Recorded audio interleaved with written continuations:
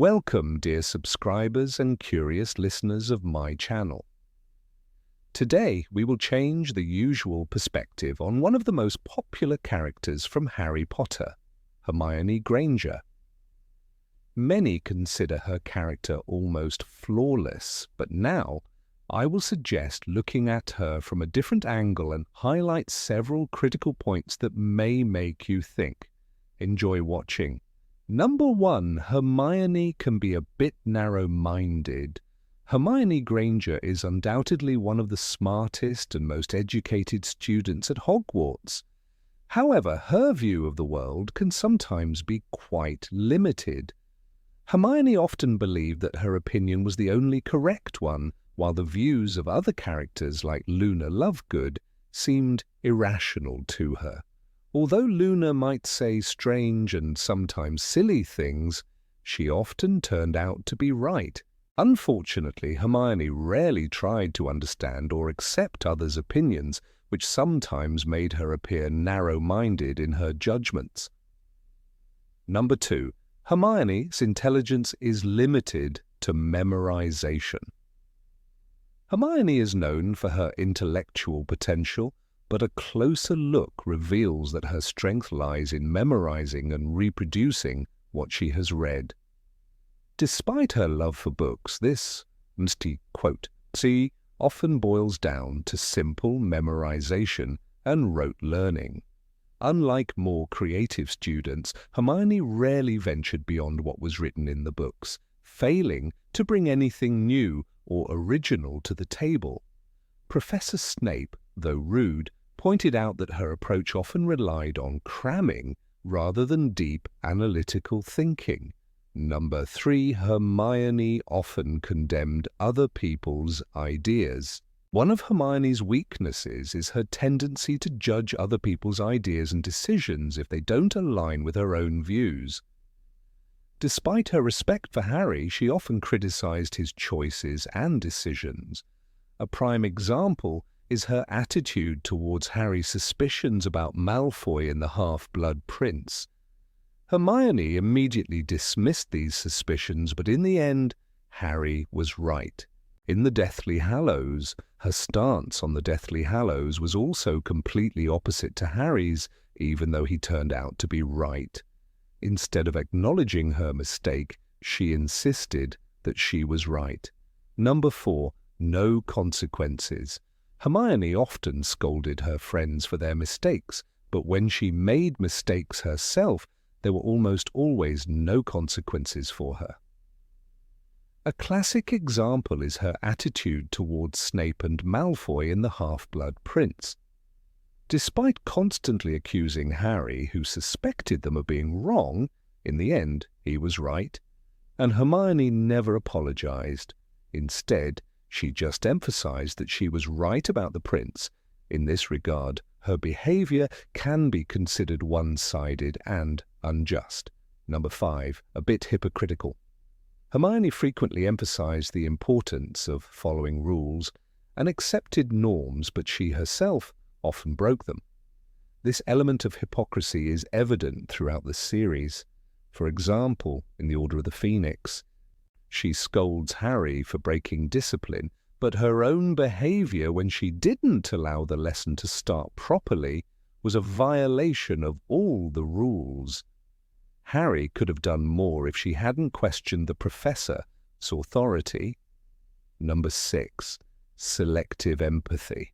As a Muggle-born, Hermione was an active supporter of the oppressed in the magical world, such as house elves. She also fought for minority rights and later became the Minister of Magic, continuing this work. But it's important to note that her empathy was selective. One vivid example is the end of the Goblet of Fire, when she trapped Rita Skeeter in the form of a beetle and kept her in a jar, ignoring her rights. Hermione also blackmailed Skeeter for a while, which clearly contradicted her moral principles. Number 7, rudeness. When Hermione first met Harry and Ron, she left a bad impression on them with her arrogant behavior and condescension. She thought she knew more and wasn't shy about showing it. Over time, her manner of communication became softer, but Hermione was still rude to others on occasion. A prime example is her attitude towards Fred and George, as well as her constant mocking of Luna Lovegood, whom she, despite her eccentricities, didn't take seriously. Number 8. Poor at handling criticism. Despite her love for learning and self-improvement, Hermione struggled to accept criticism. Whenever someone, especially teachers or friends, pointed out her mistakes, she would get upset, nervous, and try to justify herself. A perfect example of this came during divination class with Professor Trelawney. When Trelawney doubted Hermione's abilities and suggested that her predictions lacked intuition, Hermione couldn't handle it. "I don't think I belong in this class," she muttered, clearly offended. Instead of calmly considering the criticism, she chose to leave the lesson in a huff, dismissing the subject altogether. This moment highlighted Hermione's difficulty with accepting that she could be wrong. She preferred to ignore the possibility that her skills might not be perfect, rather than face the reality that sometimes she might fail. Number 9. Overly pushy. Hermione was undoubtedly a loyal and caring friend, but sometimes her behavior became overbearing.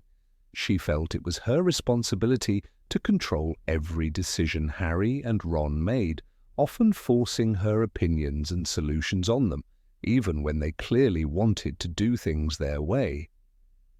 A perfect example of this was her relentless insistence on homework.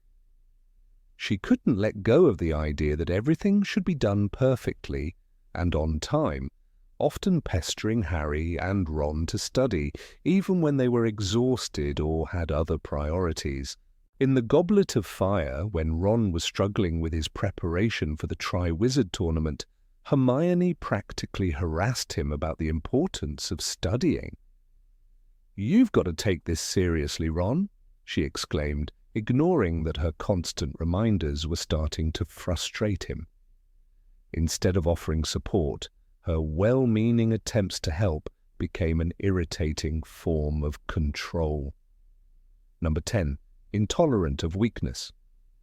Despite her commitment to justice, Hermione often showed an unexpected intolerance for the weaknesses and flaws of others.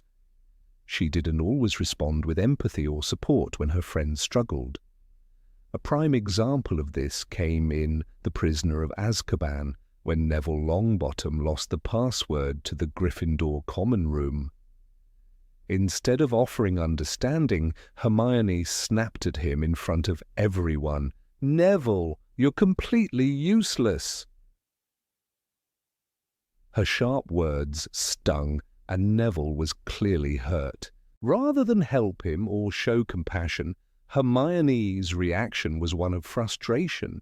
She saw his mistake as a failure and couldn't hide her irritation, even though it was a small mistake that most people would have forgiven. Similarly, her attitude towards Ron's laziness often crossed the line into harshness. Whenever Ron struggled with his schoolwork or didn't show the same drive as Hermione, she would become irritated and critical. In the Goblet of Fire, when Ron failed to grasp the importance of studying for the Triwizard Tournament, Hermione snapped, "You've got to start taking this seriously, Ron." Her words weren't said in a supportive tone. They were sharp, as though she couldn't understand why someone wouldn't be as diligent as she was. Instead of encouraging him or offering help, she expressed impatience, showing a lack of understanding for the fact that not everyone shared her intense focus on achievement. Number 11. No respect for privacy. Hermione often crossed boundaries when it came to respecting other people as privacy. A striking example of this occurred in The Half-Blood Prince, when she became consumed with jealousy over Ron's relationship with Lavender Brown. Instead of confronting Ron about her feelings, Hermione resorted to casting a spell to summon birds that attacked him. Her jealousy took a dangerous turn, and rather than having an honest conversation, she chose a highly aggressive and harmful way to express her emotions. "I knew it was lavender," Hermione snapped, the tension in her voice thick with frustration. Instead of talking it out, her actions were reckless, demonstrating how little she respected the privacy of others when her own emotions were at stake. Hermione's lack of respect for personal boundaries wasn't limited to her jealousy over Ron's romantic life.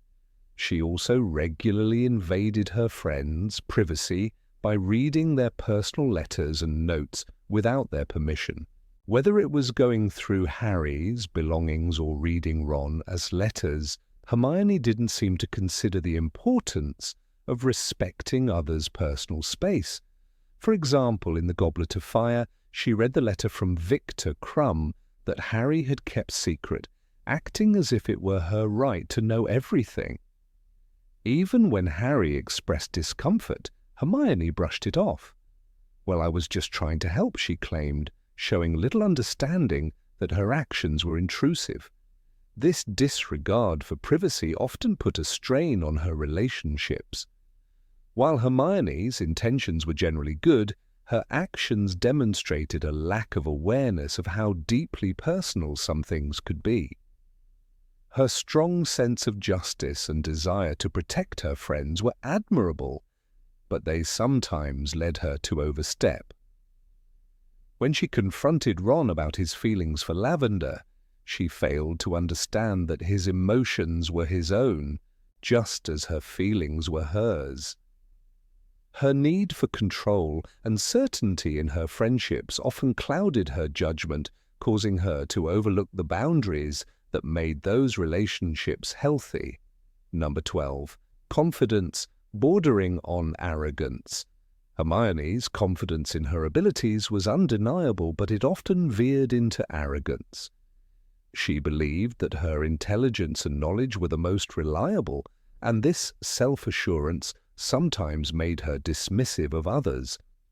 One of the most notable examples of this was during the Half-Blood Prince, when she became obsessed with the idea that her way of doing things was always the best. When Harry showed her the potions book that once belonged to the Half-Blood Prince, Hermione refused to accept that the book might hold more value than her own meticulous study of potions. She insisted that following the book's unusual methods was reckless, but Harry's success with them proved her wrong. Still, she couldn't bring herself to admit that another approach might have been better. Her inability to accept differing opinions often led to tension in her relationships. Ron, in particular, found himself on the receiving end of Hermione's unyielding attitude. In The Half-Blood Prince, when Hermione tried to tell Ron that his newfound talent in potion-making was due to the Half-Blood Prince's book, she was stubborn in her refusal to acknowledge that it might have been Ron's own instinct and not just the book's influence. "You can just follow someone else's methods," she said. "You have to think for yourself." Yet it was precisely Ron's improvisation that led to his success in brewing the potion, something Hermione failed to see at first. This clash of perspectives created a rift between them, revealing her reluctance to acknowledge the strengths of others. This attitude often made Hermione appear condescending, especially when she was proven wrong. Her tendency to act as though her approach was always the best not only alienated her friends, but also prevented her from learning from others. She held fast to her beliefs, even when it was clear that others, like Harry, had valuable perspectives to offer.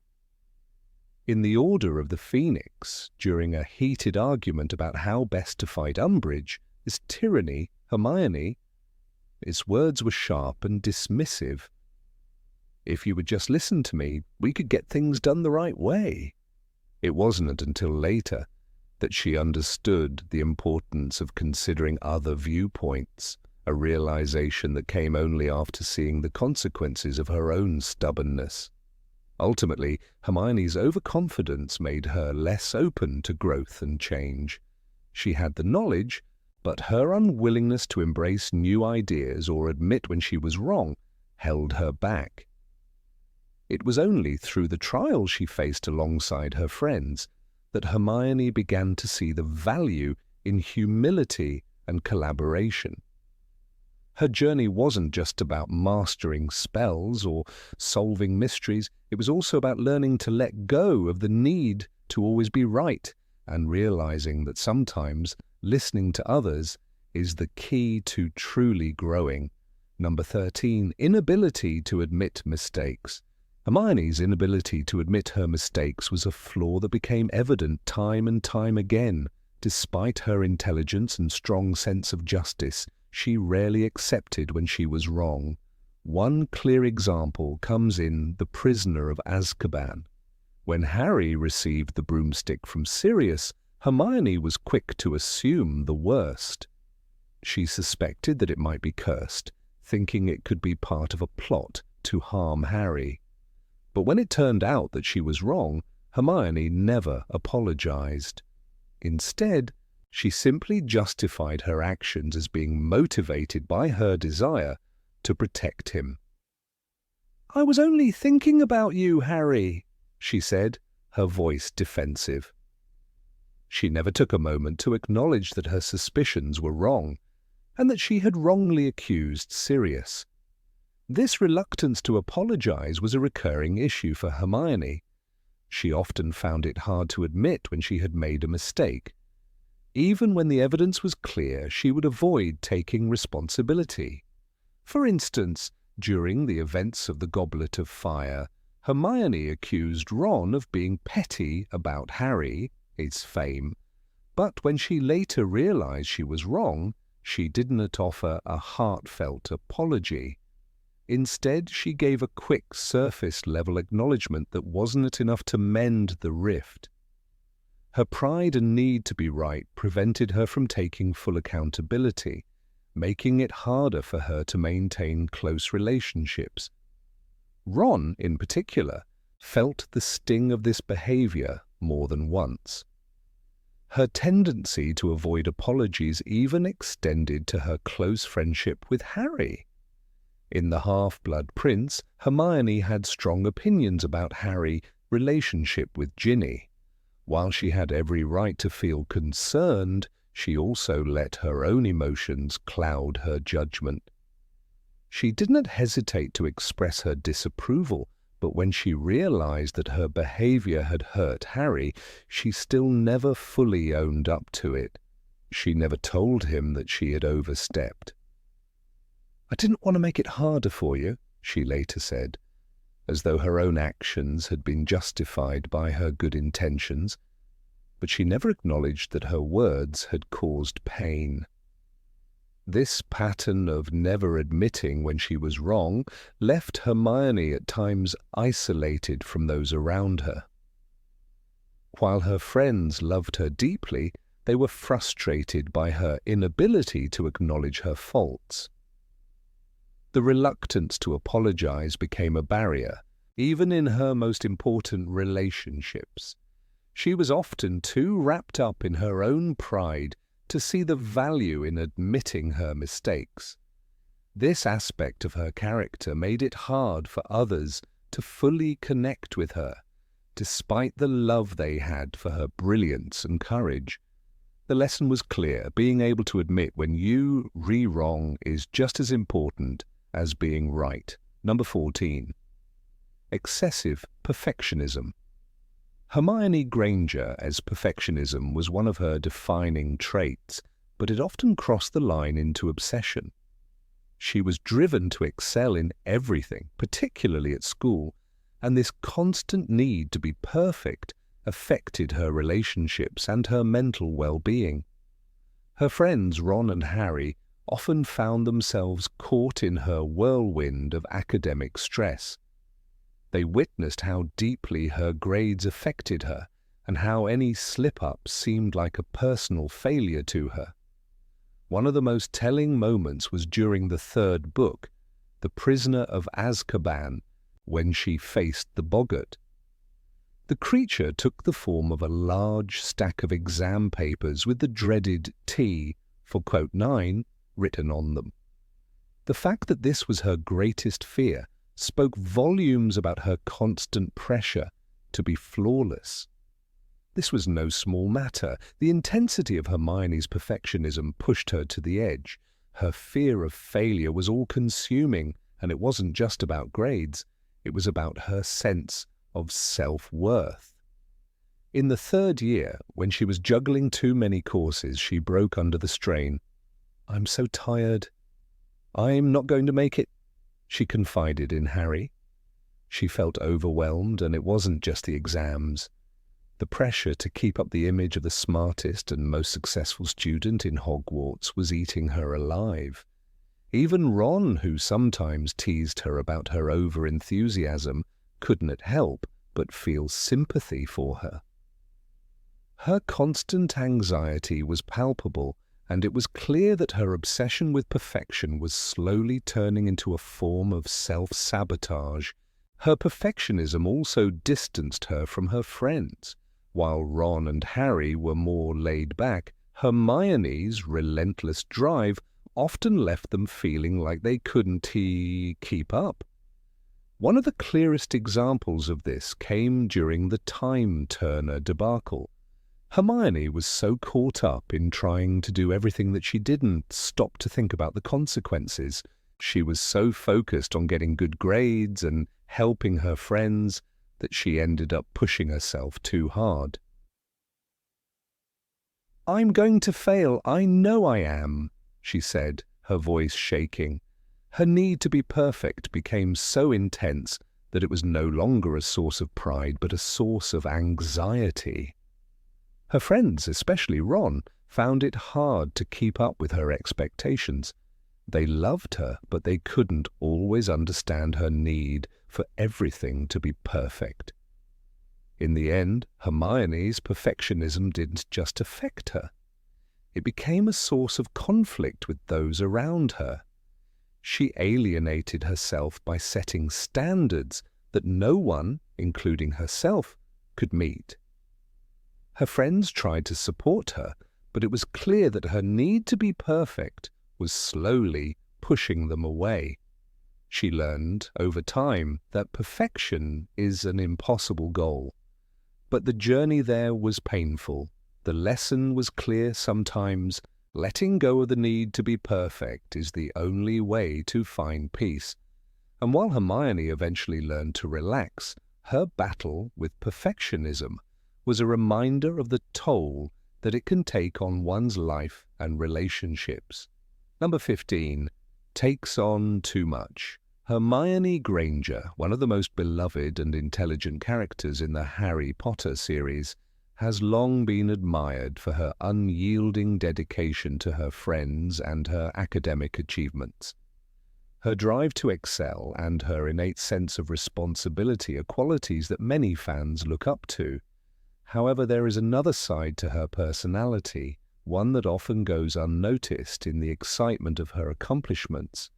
Her tendency to take on too much, to overextend herself in her quest to be perfect, is a critical flaw that ultimately leads to emotional and physical exhaustion. This flaw, though often masked by her brilliance, surfaces repeatedly throughout the series, especially during her third year at Hogwarts. In Harry Potter and the Prisoner of Azkaban, Hermione's overwhelming desire to help her friends and prove her worth reaches its peak. The plot of the story revolves around the escape of Sirius Black, a dangerous convict, and the discovery of his true connection to Harry's past. As the danger intensifies, so does Hermione's pressure to be everywhere at once, assisting Harry and Ron while still striving to maintain her perfect academic record.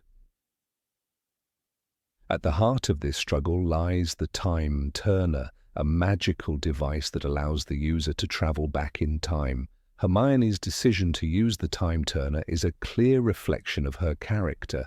She believes that she can handle anything, that she can defy the limits of time and space, and still succeed in everything she sets out to do.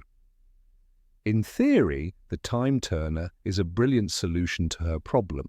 It allows her to attend multiple classes that would otherwise be impossible to fit into a single day. However, this decision quickly becomes more than just an academic strategy. Hermione soon finds herself stretched to her absolute limits, juggling her schoolwork, her duties as a friend, and the physical strain of maintaining her constant schedule. The consequences of Hermione's overburdened schedule are evident from the beginning of the school year. As she rushes from one class to another, she becomes increasingly tired and irritable. Her friends, Harry and Ron, begin to notice the change in her behavior. They are used to her being the diligent, calm and composed Hermione, but now she seems different, stressed, impatient, and at times overly critical. Ron, in particular, feels the brunt of her frustration. When she snaps at him during a seemingly trivial argument about her knowledge of Buckbeak, his trial, it is clear that the emotional and mental toll of her overcommitment is beginning to show. Hermione's decision to take on so much is not just a personal one. It affects those around her as well. Harry, who is already grappling with the revelation of his connection to Sirius Black and the impending dangers he faces, finds himself in a difficult position. He does not want to see Hermione, his closest friend, suffering, but he feels helpless to stop her from pushing herself beyond her limits. The dynamic between the three friends begins to shift as Hermione's obsessive desire to succeed causes a strain on their relationships. The tension is palpable, especially when Hermione is unable to balance the time turner as magic with her emotional needs. Her friends, who are accustomed to her being their rock, find themselves worrying about her well-being more than ever before.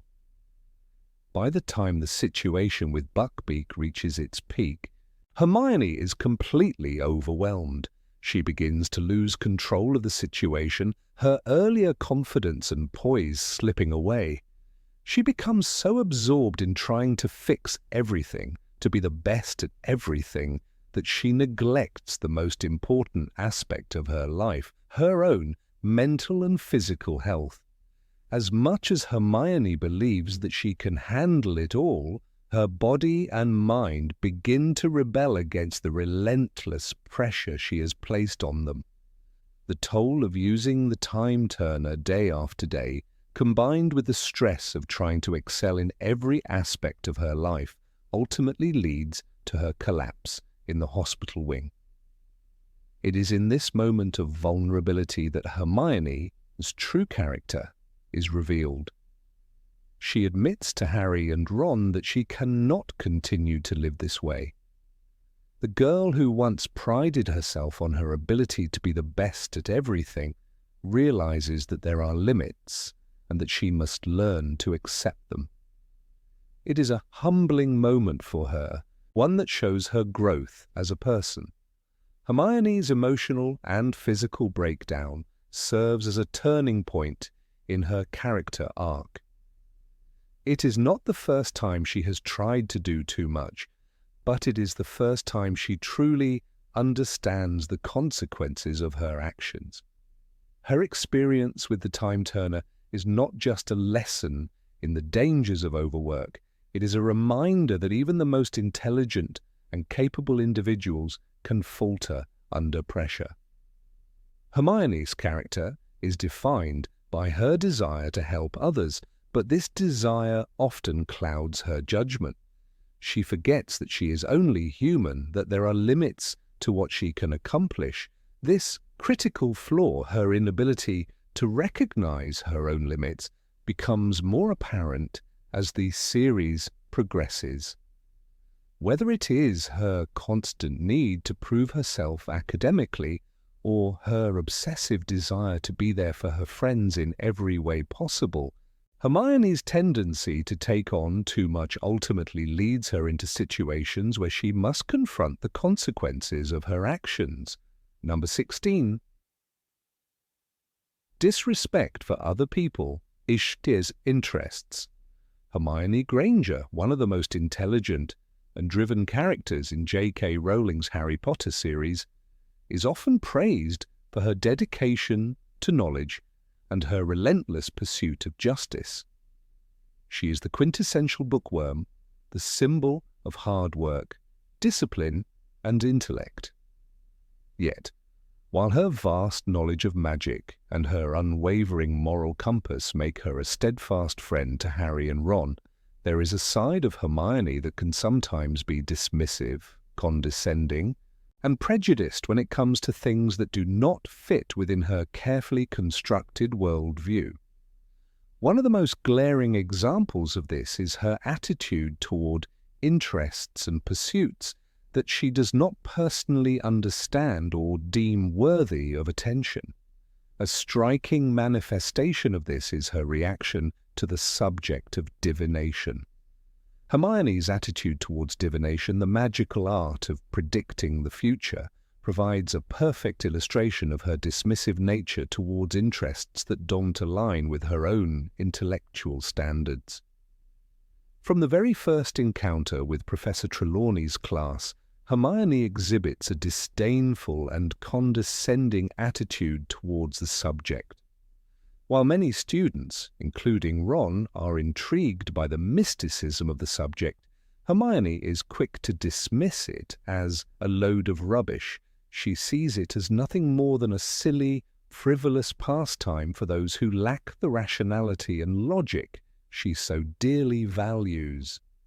Her disdain for divination is not a quiet, internal opinion, but a vocal one expressed openly to her friends and classmates. In her mind, divination represents everything that is wrong with magical education.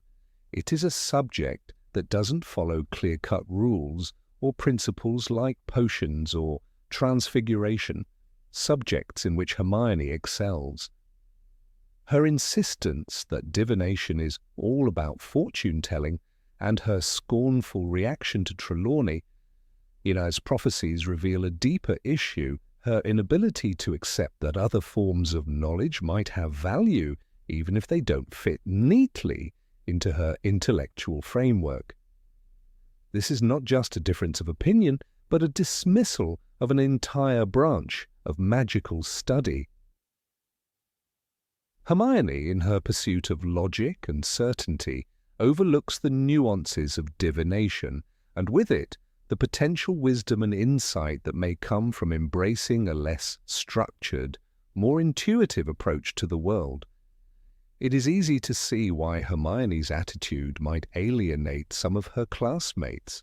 Divination, like many other interests, is more than just an academic pursuit. It represents a different way of thinking and engaging with the world.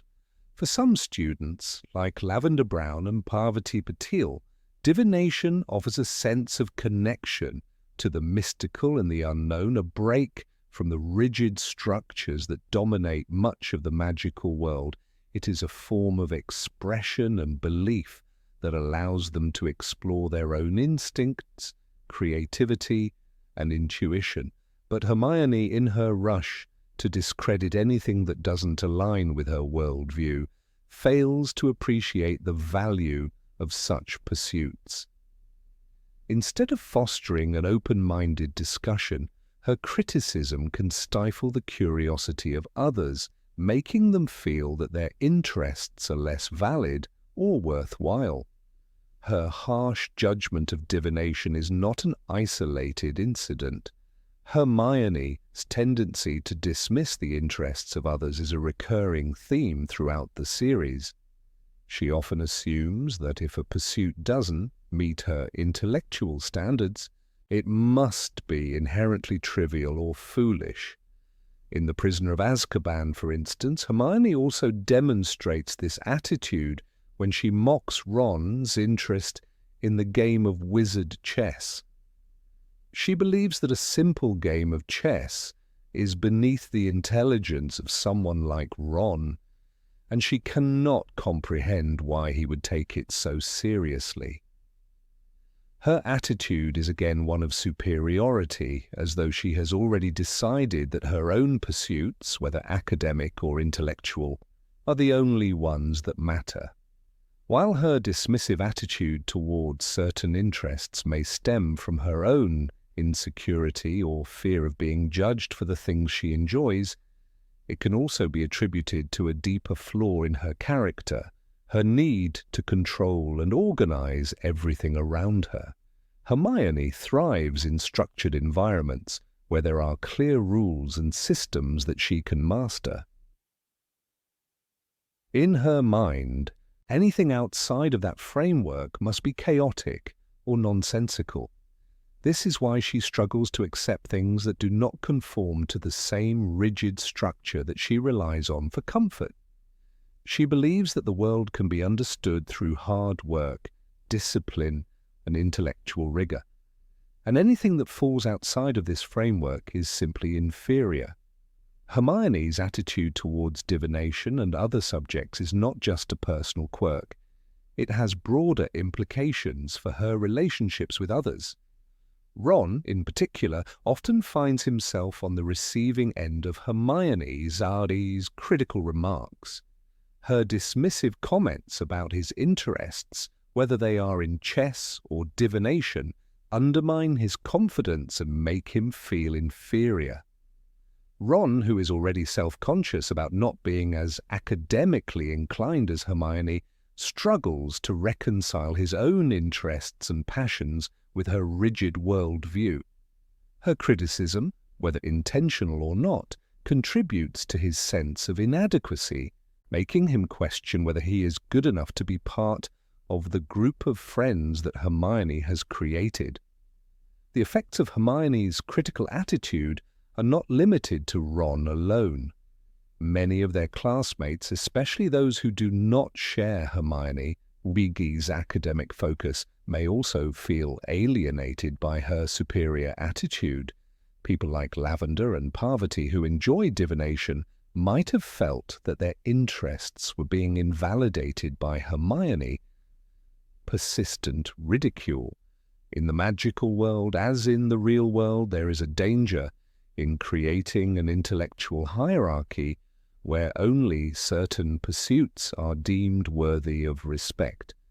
Hermione's inability to appreciate the validity of different interests perpetuates this hierarchy and discourages others from embracing their own unique passions and talents. Number 17. Controlling behavior. Hermione Granger is often celebrated as one of the brightest minds of her generation, a model of diligence, intelligence, and unwavering loyalty. Her determination to ensure that she, Harry, and Ron are prepared for the challenges they face is undoubtedly one of her most admirable qualities. But within this intense desire to protect those she cares about, there lies a tendency that, when examined more closely, reveals a problematic desire to control the lives of others. Hermione's need for control, although rooted in her love for her friends, sometimes crosses boundaries that in many ways can feel intrusive or overbearing.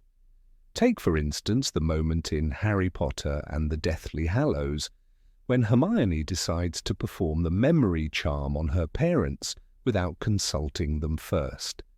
It is a well-meaning, albeit radical, decision made with the goal of protecting her parents from the dangers of the wizarding world.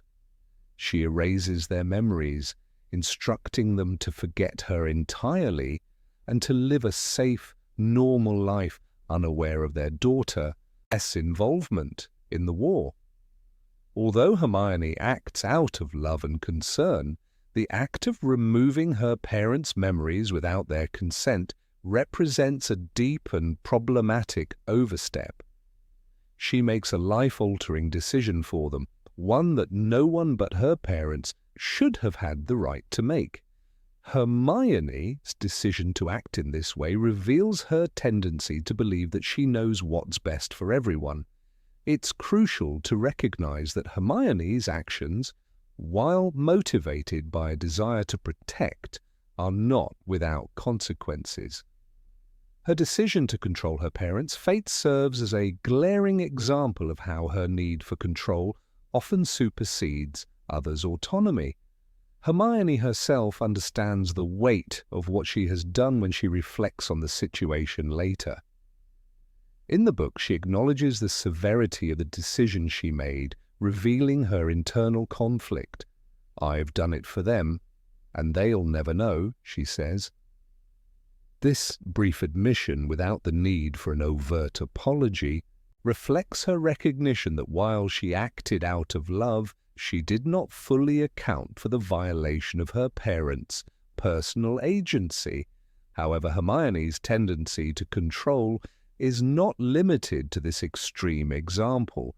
Her interactions with Harry and Ron throughout the series are filled with moments in which she attempts to dictate their actions, all under the guise of what she believes to be the right thing.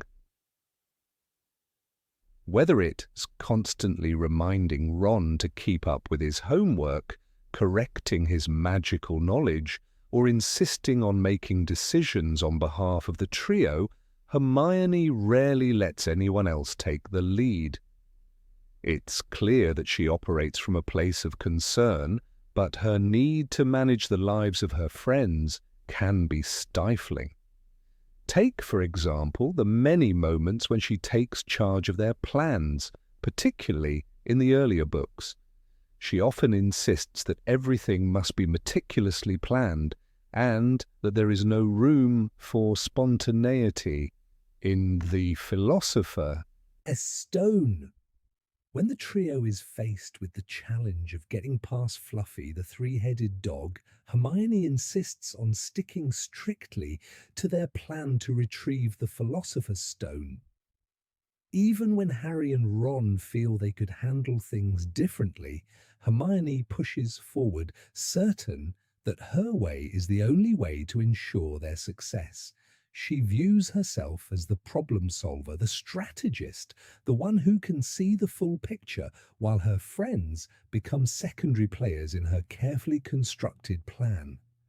This tendency to plan and direct without considering alternative perspectives continues throughout the series. In The Goblet of Fire, when Harry is unexpectedly entered into the Triwizard Tournament, Hermione reacts not by giving him the space to process the situation, but by immediately taking on the role of the protector. She does not ask Harry how he feels about the dangerous tasks ahead. Rather, she insists on preparing him for every possible scenario. Hermione? His intention is clear. She wants to ensure his safety at all costs. But again, this paternalistic approach ignores Harry's agency in the situation. Harry is capable of making his own choices, even if they lead to mistakes, and Hermione's refusal to let him navigate his own destiny feels like an imposition. Her interactions with Ron are also an interesting study in control. From the beginning of their friendship, Hermione is often seen as the one who makes the decisions for the group. She corrects Ron's mistakes, ensures that he follows the rules, and holds him to a high standard of behavior. Her strict adherence to discipline and her focus on perfection sometimes come across as condescending, especially to Ron, who is often portrayed as being a bit more relaxed and easygoing. This dynamic between the two is sometimes a source of tension, as Ron becomes increasingly frustrated with Hermione, as constant corrections and attempts to manage his actions. In moments of frustration, Ron remarks that Hermione acts as if she knows everything, and he's not wrong in feeling that way. In her relationship with Ron, Hermione's control manifests not just through advice or criticism, but also in her inability to let Ron make his own decisions about their relationship. In The Half-Blood Prince, when Ron begins dating Lavender Brown, Hermione's jealousy and possessiveness become apparent. Although she doesn't express her feelings directly, her passive-aggressive behavior and disapproving glances make it clear that she wants to control who Ron associates with. Instead of confronting her feelings directly, she seeks to influence the situation by making Ron feel guilty or by steering him away from his new relationship. This subtle manipulation showcases how Hermione, as desire to maintain control over the people in her life, can sometimes undermine the very relationships she holds dear. Number 18. Inflexibility and lack of compromise. Hermione Granger is often celebrated as one of the most brilliant and admirable characters in the Harry Potter series. Her intellect, her strong moral compass, and her unyielding sense of justice have earned her the respect of readers and characters alike. However, a critical flaw in her character that often goes unnoticed is her inability to compromise, especially in emotionally charged situations. This particular trait of hers is vividly displayed in numerous moments throughout the series, notably in her interactions with her close friends Ron Weasley and Harry Potter. One of the most glaring examples of Hermione's uncompromising nature can be seen during the Yule Ball in Harry Potter and the Goblet of Fire. The Christmas ball is a moment of heightened emotions, expectations, and social pressures, which bring out the best and worst in everyone. Hermione, in particular, has been struggling with her own insecurities regarding her appearance and her interactions with Victor Crumb, the famous Quidditch player who shows an interest in her.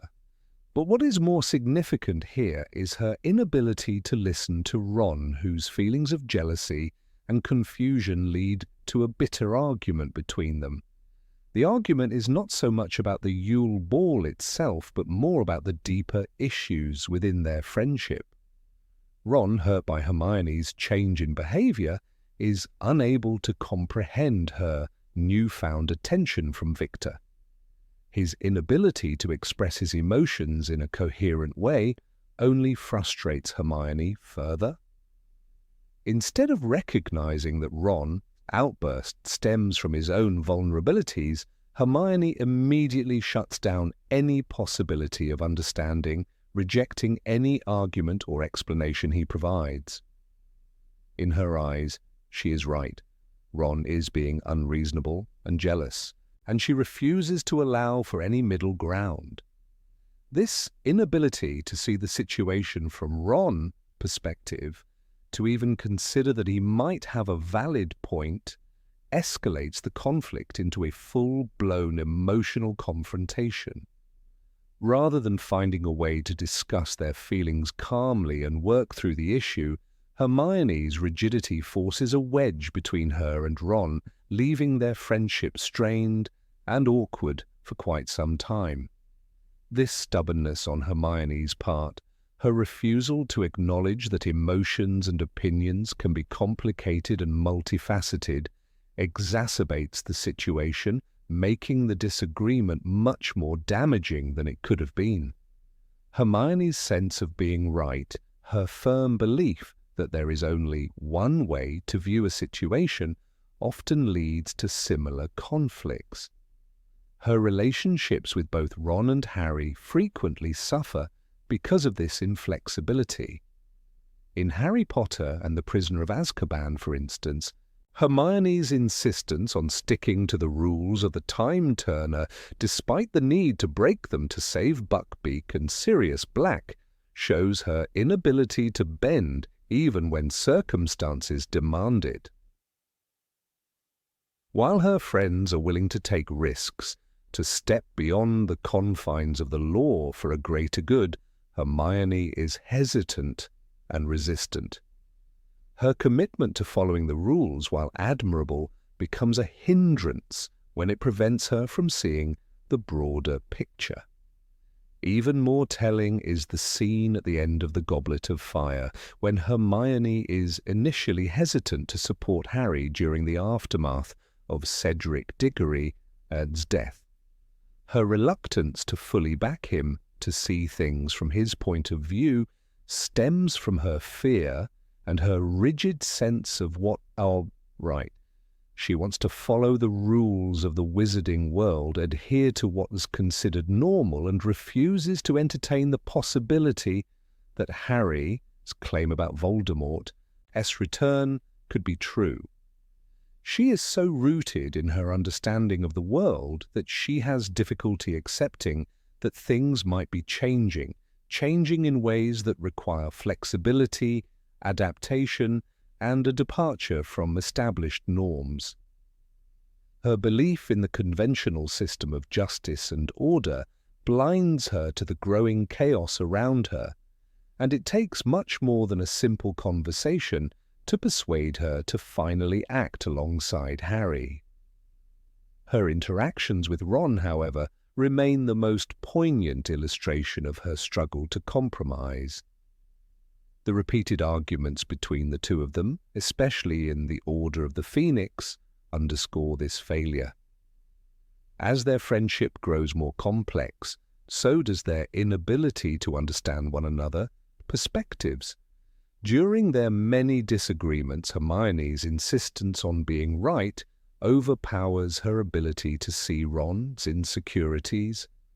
She dismisses his emotions, assuming that he is acting from a place of immaturity or jealousy, when in reality Ron's frustration often comes from his own feelings of inadequacy and longing for her approval.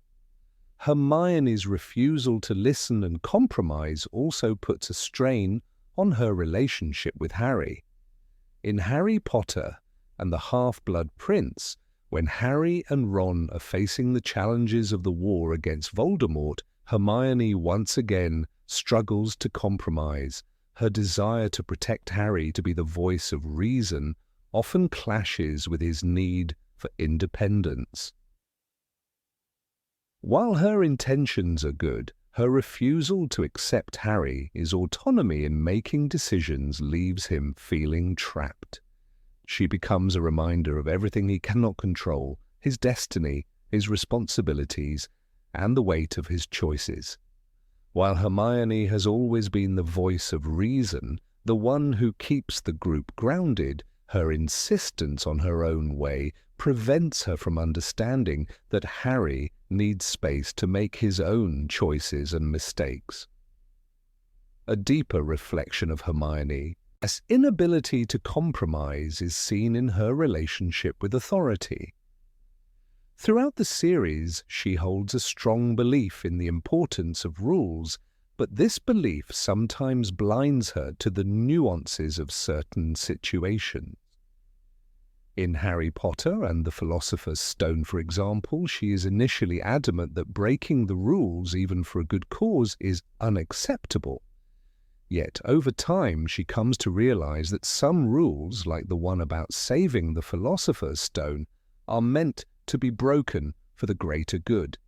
This internal conflict between her rigid moral code and the need to adapt to the complexities of life mirrors her struggle to compromise in her personal relationships. In a world where the threat of Voldemort looms over every aspect of life, Hermione's unwillingness to compromise becomes a weakness that isolates her from her friends and limits her ability to adapt to the ever-changing circumstances. Her inability to let go of her convictions, to allow for differing opinions or emotional responses, only exacerbates the difficulties they face in their battle against the Dark Lord. While she remains steadfast and unwavering in her loyalty to Harry, her refusal to acknowledge the imperfections of their world and their friendships prevents her from fully connecting with the people who matter most to her. Yet it is this very flaw that also makes her one of the most relatable characters in the series. Her inability to compromise is not a result of malice or selfishness, but of a deep-seated desire to make the world a better place. Hermione's unyielding nature is her attempt to create order in a chaotic and unpredictable world. She wants things to be fair, to be just, and she believes that sticking to her principles is the only way to achieve that. However, this drive for perfection often leads her to misunderstand the nuances of the situation she faces, and it prevents her from seeing that sometimes the only way forward is through compromise and understanding. In the end, Hermione's inability to compromise is one of the key elements that makes her character so complex and human.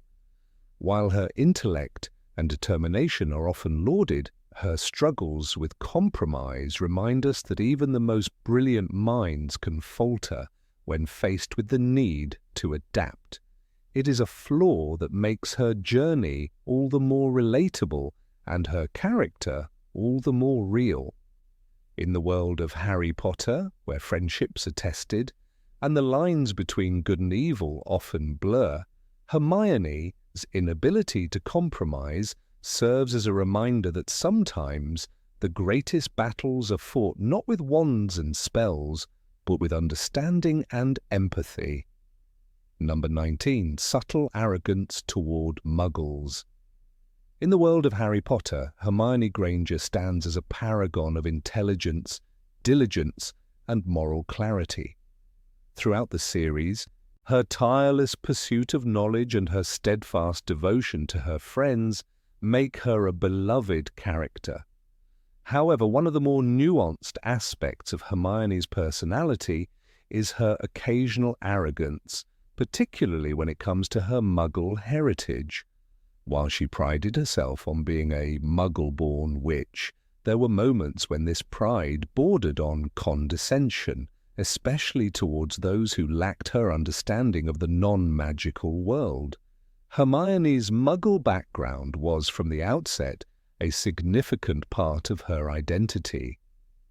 Unlike Harry, who had grown up with no understanding of magic, or Ron, whose family was steeped in the wizarding world, Hermione entered Hogwarts as an outsider. Her parents were both dentists, and Hermione's knowledge of the magical world came from books, rather than lived experience. This gave her a unique perspective and an unshakable sense of superiority over those who had never had the chance to learn about Muggles or their ways. This superiority was most evident when Hermione interacted with Ron, who, despite being from a magical family, had an embarrassingly limited understanding of Muggle life.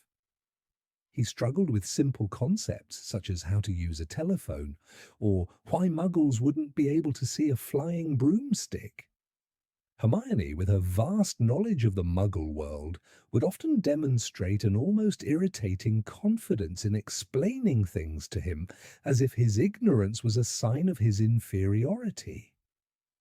It wasn't enough that she could explain the details, she made sure that everyone around them knew just how much more she understood. Her insistence on educating Ron, even on the simplest matters, could at times feel patronizing. as if he were an unruly child in need of correction. In Harry Potter and the Philosopher's Stone, when Ron, Harry, and Hermione were on the train to Hogwarts for the first time, Ron struggled to understand how to use the compartment's magical door. Hermione, clearly irritated by his lack of knowledge, made a show of using her wand to open it. She didn't just help him, she made sure to point out his ignorance in a way that left him feeling less than capable. This wasn't an isolated incident. On countless occasions, Hermione would emphasize her superior understanding of Muggle technology, making Ron feel as though his background somehow made him lesser. her sense of superiority wasn't confined solely to Ron. Throughout the series, she would often take the opportunity to remind her peers of how much she knew, especially in situations where her knowledge of the Muggle world gave her an advantage. In Harry Potter and the Chamber of Secrets, for instance, when the trio was investigating the mystery of the attacks at Hogwarts, Hermione showed off her detailed knowledge of Muggle literature. While it was certainly impressive that she could recall the details of an obscure Muggle book, her tone left little room for doubt that she expected her friends to recognize just how much more informed she was on the subject. When Hermione first used the time turner in The Prisoner of Azkaban, she again showcased her pride in being more knowledgeable than others. While Harry and Ron were understandably overwhelmed by the complexities of time travel, Hermione seemed to revel in the fact that she was the one with the answers. Her reaction to their confusion wasn't one of empathy or understanding. Instead, she came across as more than a little impatient, as though their lack of comprehension was beneath her. Instead of trying to help them along gently, she often rolled her eyes or muttered under her breath when they didn't, to immediately grasp her explanations. This tendency to assert intellectual superiority extended beyond Muggle knowledge and into the realm of magic itself. Even when she was in the wrong, Hermione had a hard time admitting that she could be mistaken. One striking example of this was her reaction to Harry, his suspicions about Professor Snape in the Philosopher's Stone. While Hermione supported Harry in his quest for justice, her belief in authority figures like Snape often led her to dismiss his suspicions. At times, she appeared more concerned with being correct than with supporting her friends, even if that meant blindly defending a teacher whom she didn't truly understand. There was also the matter of how Hermione treated other students who didn't meet her academic standards. While she was often a loyal and supportive friend, she also had a tendency to look down on others who didn't share her intellectual curiosity. In Harry Potter and the Goblet of Fire, when she was preparing for the Yule Ball, Hermione's excitement about the event was palpable.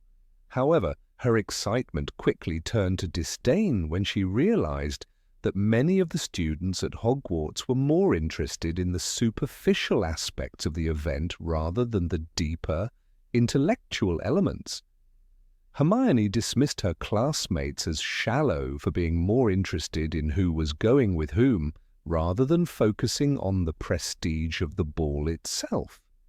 Moreover, Hermione's relationship with the house elves, particularly in the Goblet of Fire, offers another example of how her attitudes toward Muggles sometimes crossed into a form of elitism.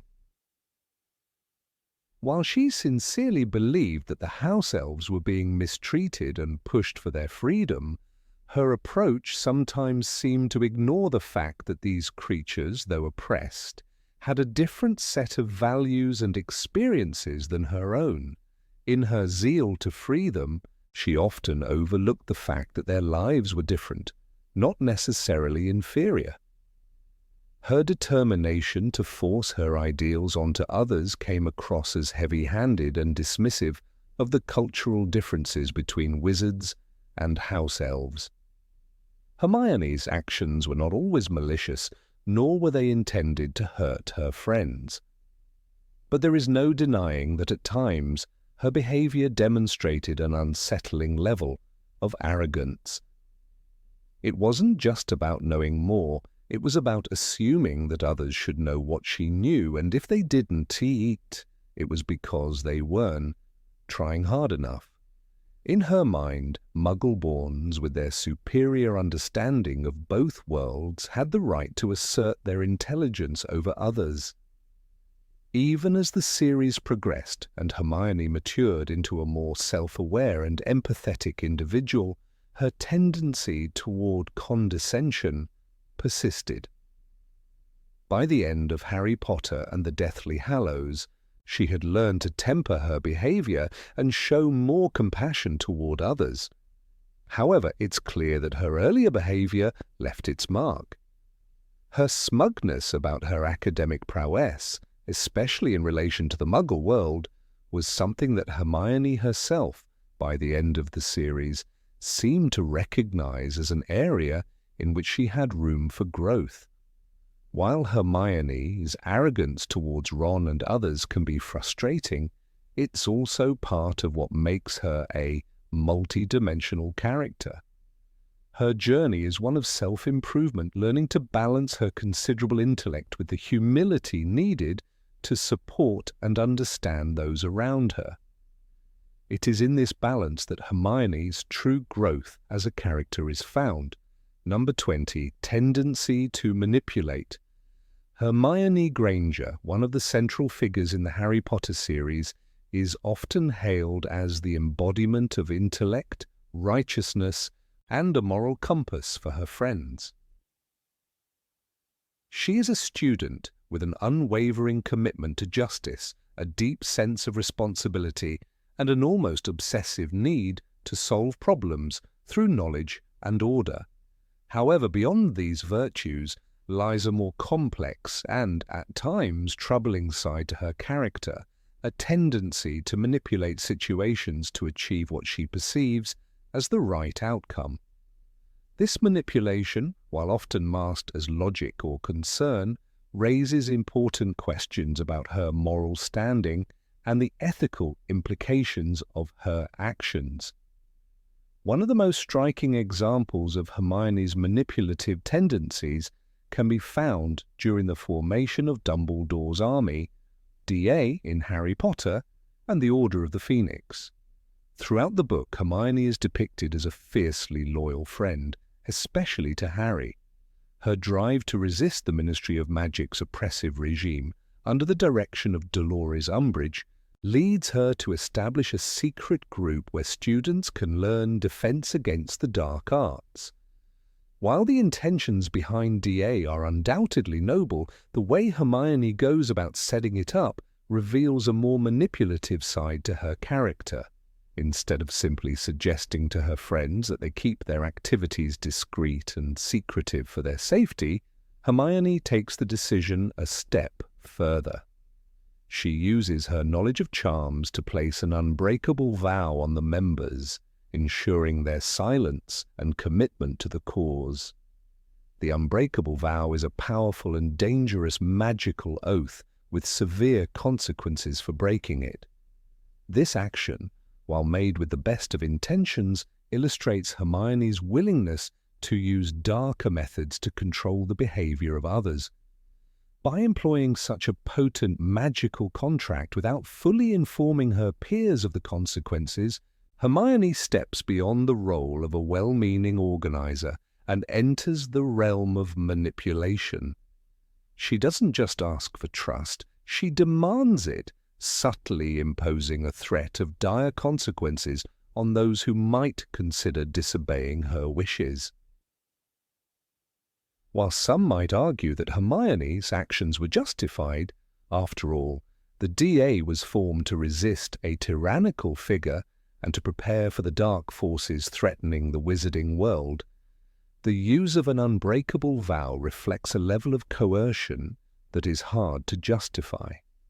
Hermione is well aware of the implications of the vow, yet she chooses not to explain its gravity to her peers. In doing so, she places them in a position where their autonomy is compromised under the guise of doing what is right for their safety and the success of their cause.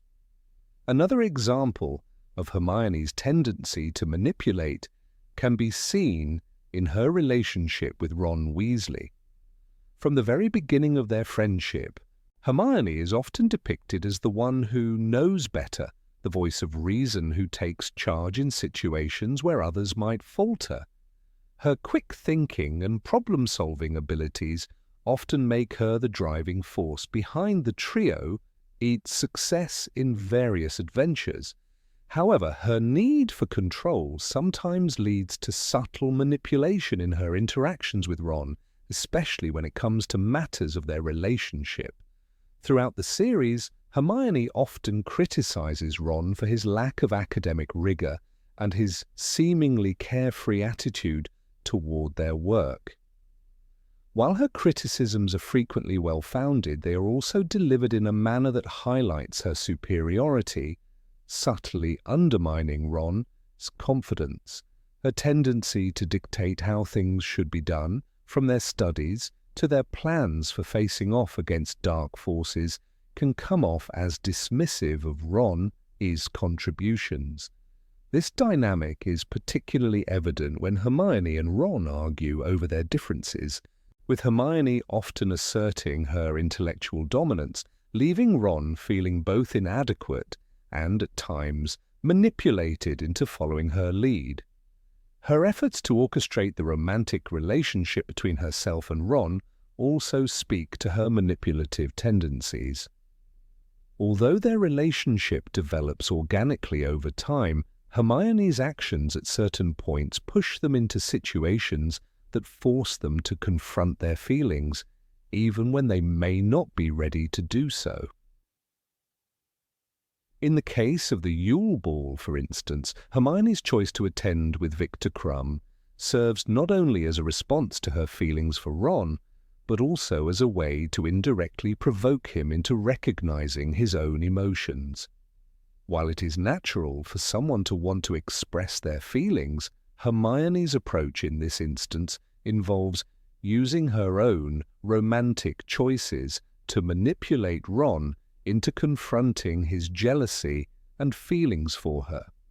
One could argue that Hermione's behavior is simply a reflection of her strong desire for justice and her drive to correct what she perceives as injustices. She often acts out of a belief that she knows what is best for those around her, whether it's for their safety, well-being, or emotional growth. Her actions, however, sometimes blur the lines between selfless leadership and a more self-serving need to control situations, especially when the outcomes align with her vision of what is right. This aspect of Hermione's personality reveals a darker undercurrent to her character that is rarely fully explored but is ever present, particularly in her interactions with Harry and Ron. This complex mix of good intentions and manipulative behavior also extends to Hermione's handling of difficult moral choices, such as when she is forced to weigh the needs of the many against the safety and freedom of a few. Her use of the time turner in Harry Potter and the Prisoner of Azkaban to manipulate time itself is another example of her tendency to use power in ways that, while seemingly for the greater good, have the potential for dangerous consequences. The risks involved in using such an object are enormous, yet Hermione never hesitates to deploy it to save Sirius Black and Buckbeak. While her actions in this instance are ultimately heroic, they raise the question of whether it is right for Hermione to take such risks without fully considering the broader ramifications of her decisions. Her reliance on the time turner, much like her use of the unbreakable vow, suggests a willingness to manipulate the world around her to achieve outcomes she deems just. Even when her manipulations are less overt, they remain present in her interactions with others. She often expects her friends to follow her plans without question, assuming that her knowledge and moral compass are the final authority. This can be seen in how she pressures Harry into using the Triwizard Tournament as tasks to prove his worthiness, even when he clearly feels uncomfortable with the idea. Hermione's belief that she knows best, combined with her fierce loyalty to her friends, can sometimes cross into the territory of manipulation as she pushes them to act in ways they might not otherwise choose. This side of Hermione is not inherently evil, but it does reveal a flaw in her character. Her belief in her own righteousness can at times blind her to the autonomy of others. She often assumes that the end justifies the means, especially when it comes to matters she considers to be for the greater good. Her actions in the DA, her manipulation of Ron, his emotions, and her use of powerful magical tools all point to a complex, layered character who is not merely a saintly figure, but one with her own moral blind spots. In the end, Hermione Granger remains one of the most compelling and multi-dimensional characters in the Harry Potter series. Her intelligence, loyalty and courage are indisputable, but her inclination to manipulate situations, whether through magic or subtle emotional control, adds depth to her character and serves as a reminder that even the most virtuous individuals can sometimes cross ethical boundaries. Through these actions, Hermione challenges the idea that righteousness is always clear-cut and underscores the complexity of making moral decisions in a world full of uncertainty and danger. Number 21. Acts from fear, not courage. Hermione Granger, often lauded as the epitome of bravery and intellect, is undeniably one of the central figures in the Harry Potter series. She is hailed for her quick wit, unwavering loyalty, and fierce sense of justice. Yet when closely examined, her actions sometimes reveal a character that acts not entirely out of bravery, but rather out of fear. Her decisions, particularly when it comes to taking risks, reflect a more cautious, perhaps even fearful side to her persona, which at times contrasts sharply with the qualities one might expect from a Gryffindor. In the world of Harry Potter, bravery is one of the most celebrated traits of Gryffindor House. It is often considered the hallmark of a true Gryffindor. The ability to face danger head-on without hesitation is what separates the courageous from the fearful. Yet throughout the series, Hermione's actions sometimes suggest that her bravery is not as instinctive as it appears. Her approach to risk is often dictated by caution and a desire to avoid danger, even when it might be necessary to confront it. She tends to advocate for safety and caution, rather than daring adventure or the pursuit of the unknown. Take, for example, the moment when Harry and Ron, in their second year at Hogwarts, decided to break the rules and sneak into Hogsmeade without permission. Hermione's immediate reaction was not one of support, but rather an attempt to dissuade them from going.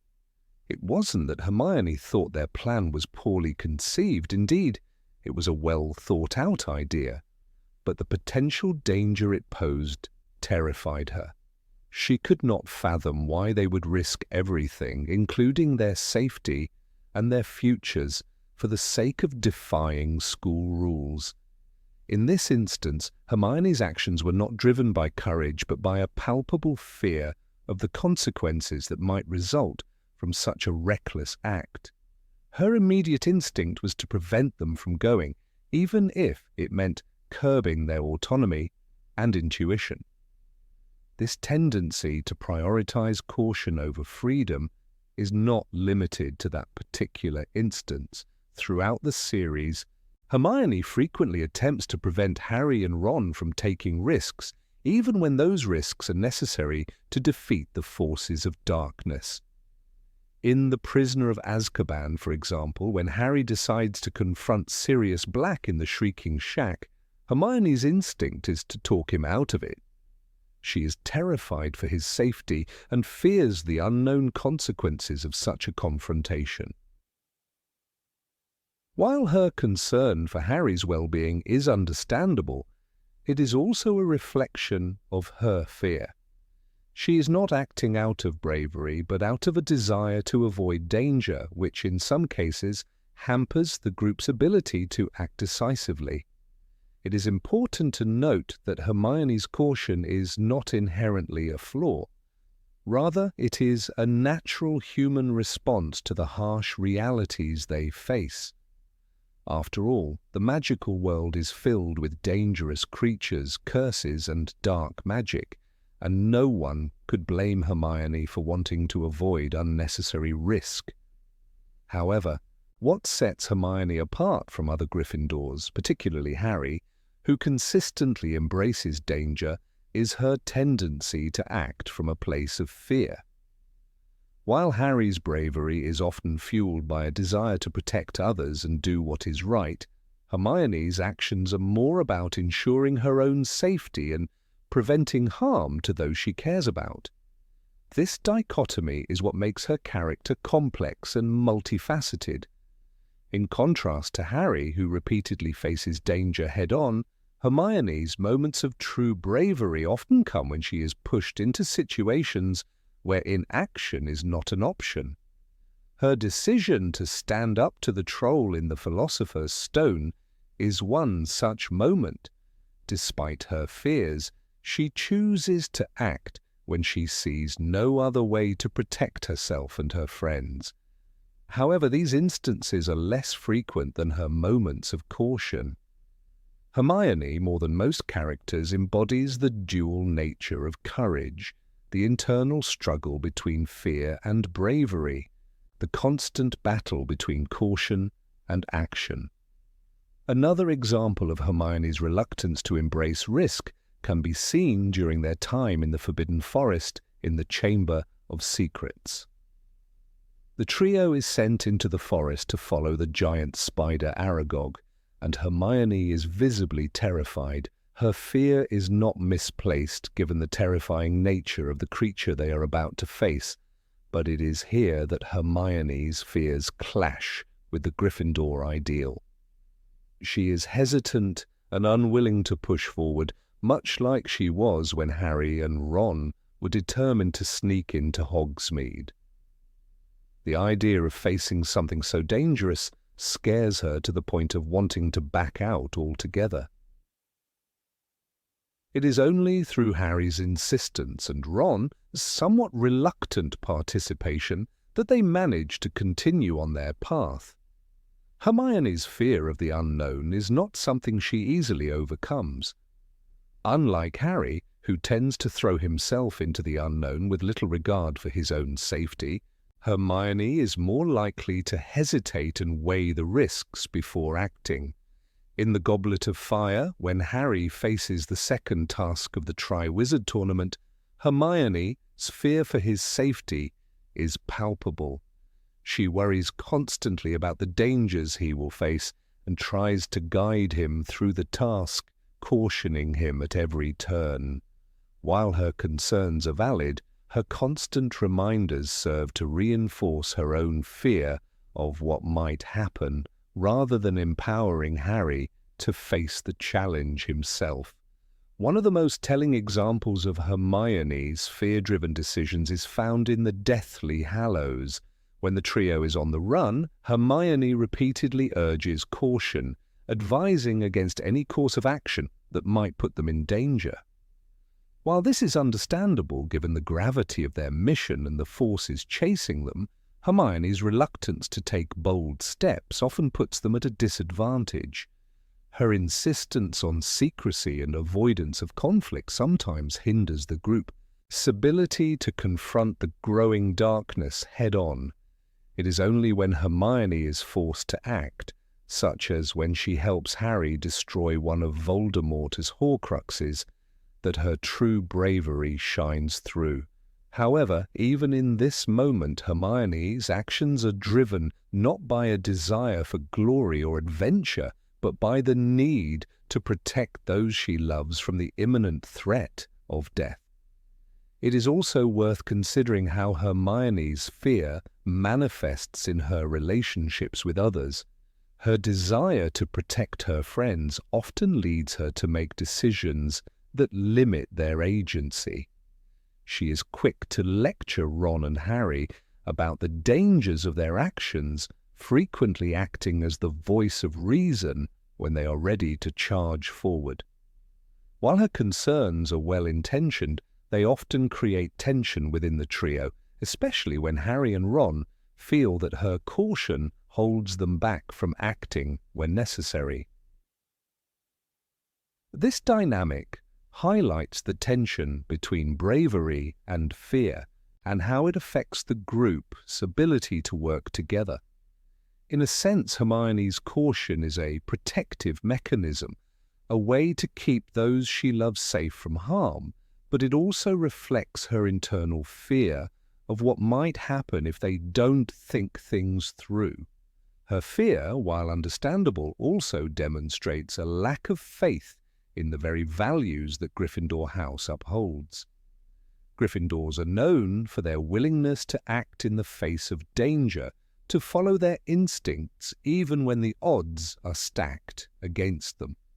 While Hermione's intellect and quick thinking often save the day, her hesitation to act on instinct or take risks can sometimes place her at odds with the essence of what it means to be a Gryffindor.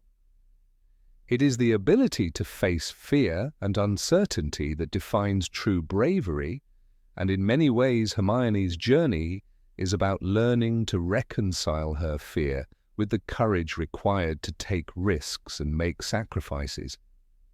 In the end, Hermione, as character, is not defined solely by her caution or her fear, but by her growth and her eventual ability to act in the face of it. Through her experiences, she learns that bravery is not the absence of fear, but the ability to act despite it. Her journey from cautious intellect to brave warrior is one of the most significant arcs in the series, and it highlights the complexity of what it means to be a Gryffindor. While Hermione's actions may sometimes be driven by fear, it is through confronting that fear that she ultimately becomes one of the series' most enduring and courageous characters. Number 22, emotionally closed off. Hermione Granger is undoubtedly one of the most intelligent and resourceful characters in J.K. Rowling's Harry Potter series. Her wit and determination help her and her friends navigate countless challenges. However, beneath her bright intellect and stern exterior, Hermione struggles with an emotional complexity that often goes unnoticed. While she spends much of her time with Harry and Ron, she rarely shares her true feelings with them. Instead, she tends to bottle them up until they eventually erupt in ways that often confuse and alienate those closest to her. This emotional restraint, paired with her tendency to suppress feelings until they explode, becomes a defining characteristic of her personality, causing a noticeable emotional distance between her and the people who care about her. A prominent example of Hermione's emotional distance occurs in the 6th book, Harry Potter and the Half-Blood Prince. Throughout the story, she grapples with feelings of jealousy and unrequited love for Ron Weasley. This is not a rare occurrence for Hermione, as she has always been an exceptionally passionate and dedicated person. However, her intense feelings often clash with her tightly controlled demeanor. She is unwilling to express her jealousy outright, choosing instead to bury it under a mask of sarcasm, frustration, and irritability. This emotional suppression leads to a slow build-up of tension between Hermione and Ron, which ultimately culminates in one of the most memorable scenes in the series. One specific moment stands out as an example of Hermione's emotional turmoil reaching a breaking point. During a heated argument with Ron, Hermione's jealousy over his growing relationship with Lavender Brown reaches its peak. She becomes unable to control her emotions any longer, and in a moment of impulsive frustration, she uses a spell to conjure a flock of birds. The scene is intense, dramatic, and full of underlying emotional distress. The birds are an outward manifestation of the storm brewing inside Hermione, a powerful and uncontrollable surge of emotion that she can no longer keep hidden. This incident demonstrates how Hermione's emotional struggles are often veiled by her intelligence and her often dominant logical nature. Unlike Harry, who is far more open about his feelings, or Ron, who may struggle but is usually more expressive than Hermione, she keeps her emotions tightly controlled. This suppression of her true feelings often makes her appear cold or distant to those around her, particularly Ron. When he doesn't immediately understand her jealousy, Hermione reacts defensively, as though his failure to read her mind is a personal affront. She expects him to understand her inner turmoil without her ever having to say a word. This expectation, however, only exacerbates the divide between them. This emotional closeness, or rather, emotional distance, from her friends is not limited to her interactions with Ron. Throughout the series, Hermione consistently refrains from sharing her deeper emotions with Harry. Although they share many close moments, Hermione often holds back, opting for practical solutions rather than emotional ones. She knows that Harry carries a heavy burden, having lived a life filled with trauma and loss, but she rarely opens up about her own insecurities or vulnerabilities. Instead, she becomes the strong, reliable figure in the trio, the one who holds the others together in times of crisis.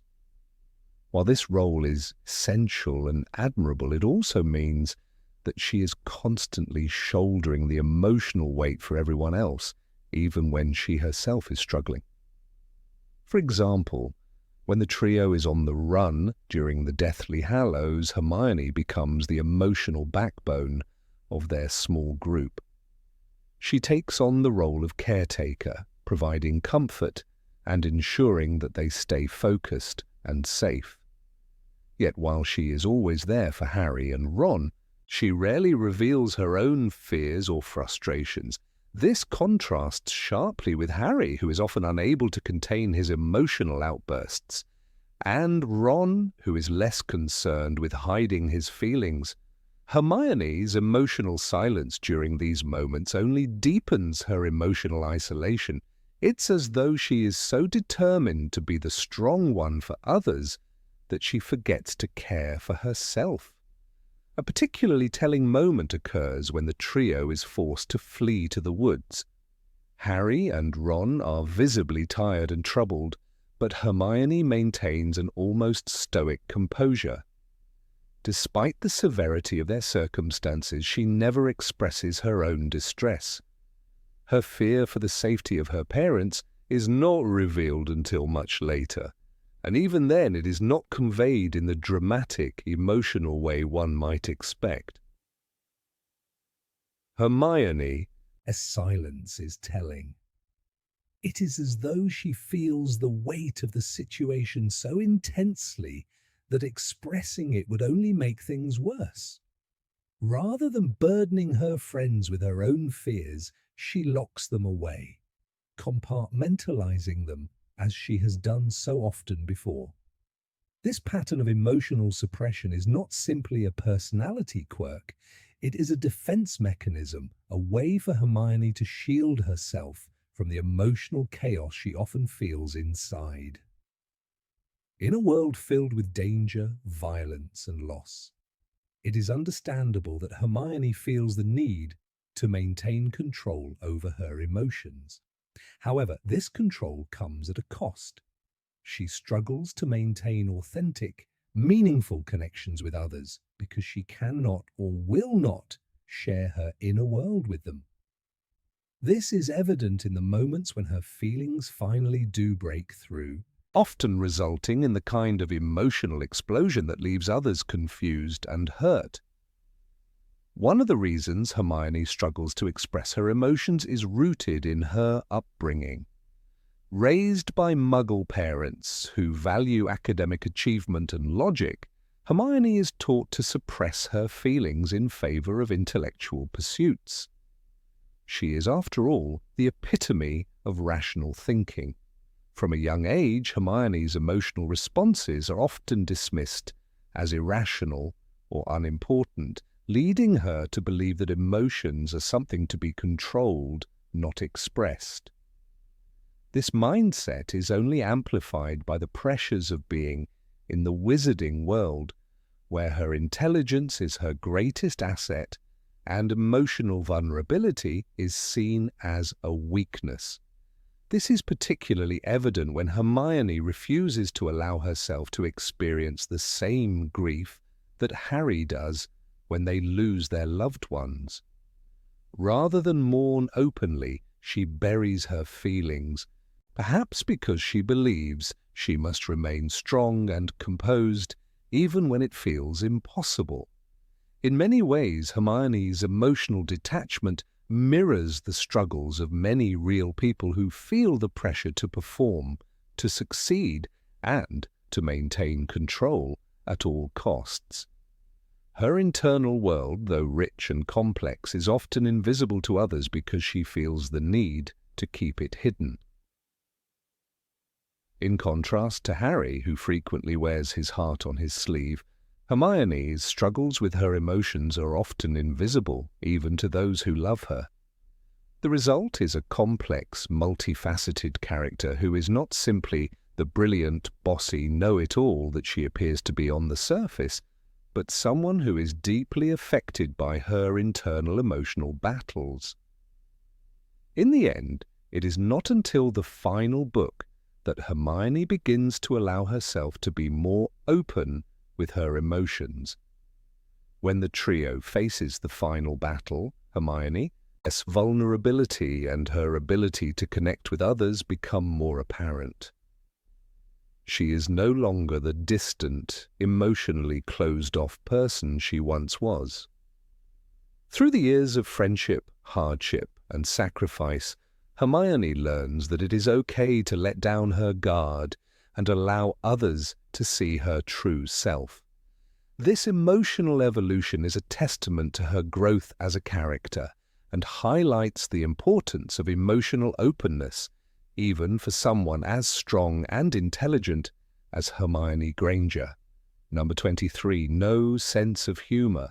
Hermione Granger, the brilliant and determined witch, is one of the most beloved characters in the Harry Potter series. Her intelligence and dedication to her studies often make her the cornerstone of the trio, helping to solve problems and guiding her friends through difficult situations. However, one of the more subtle yet significant aspects of her character is her struggle with humor, particularly in her interactions with Ron Weasley, the Weasley twins, and even Harry Potter. Hermione's tendency to take jokes and sarcasm too seriously is a trait that not only defines her interactions, but also sets her apart from the lighter, more carefree characters around her. This difference in understanding humor has often made her seem like a serious or heavy conversationalist in moments when a lighter touch would have been more fitting. One of the most significant examples of Hermione's lack of appreciation for humor is seen in her relationship with Ron Weasley. Throughout the series, Ron's odd sarcastic remarks and jokes are often met with disapproval or annoyance from Hermione. His humor, while sometimes crude or insensitive, is his way of coping with the world around him, especially with his insecurities about his family, his wealth, and his own self-worth. However, Hermione's response to these jokes often comes across as overly serious. She tends to treat Ron's humor as a personal attack or a sign of immaturity. In Harry Potter and the Goblet of Fire, during the Yule Ball preparations, Ron jokes about Hermione's appearance, calling her a bit of a nightmare in the dress robes. While this is meant to be a playful jab, Hermione's response is not one of amusement but of hurt. She walks off in a huff, feeling insulted rather than entertained. The lack of understanding from Hermione's side creates a distance between the two, which becomes more apparent as their relationship progresses. This tendency to take jokes seriously extends beyond her relationship with Ron. Even the Weasley twins, notorious for their pranks and witty remarks, find themselves at odds with Hermione. Fred and George Weasley are known for their mischievous sense of humour and their love for pulling pranks on their fellow students. However, their jokes and antics rarely bring a smile to Hermione's face. For example, in Harry Potter and the Order of the Phoenix, when Fred and George release the magical products from their joke shop in an attempt to disrupt Umbridge's reign of terror at Hogwarts, Hermione is not impressed. Instead of finding the humour in their rebellion, she is concerned about the risks and the potential consequences. She chastises them for not thinking things through, which only alienates her from their playful nature. Fred and George, who thrive on their ability to make others laugh, find themselves unable to connect with Hermione's more serious, rule-abiding demeanour. While Hermione's lack of humour is often a source of tension between her and the other characters, it also highlights the differences in their personalities. Ron and the twins, who often use humour as a coping mechanism for their own fears and frustrations, are more comfortable with the lighter side of life. For them, humour is a way to deal with the challenges they face, whether it be their economic struggles or the harshness of life at Hogwarts. Hermione, on the other hand, sees humour as something frivolous or even irresponsible. Her sense of duty and her desire for control make it difficult for her to let go and enjoy the humour around her. She believes that there are more important things to focus on, such as studies, schoolwork, and social justice. This sense of responsibility, though admirable, often makes Hermione seem overly serious and at odds with her more carefree friends. Even Harry, who shares a close bond with Hermione, finds it challenging to connect with her over humour. Harry's own humour is often dry and understated, and he enjoys the occasional prank, especially when it helps to relieve the tension surrounding their dangerous adventures. However, Hermione's disapproval of jokes and pranks sometimes creates a rift in their dynamic.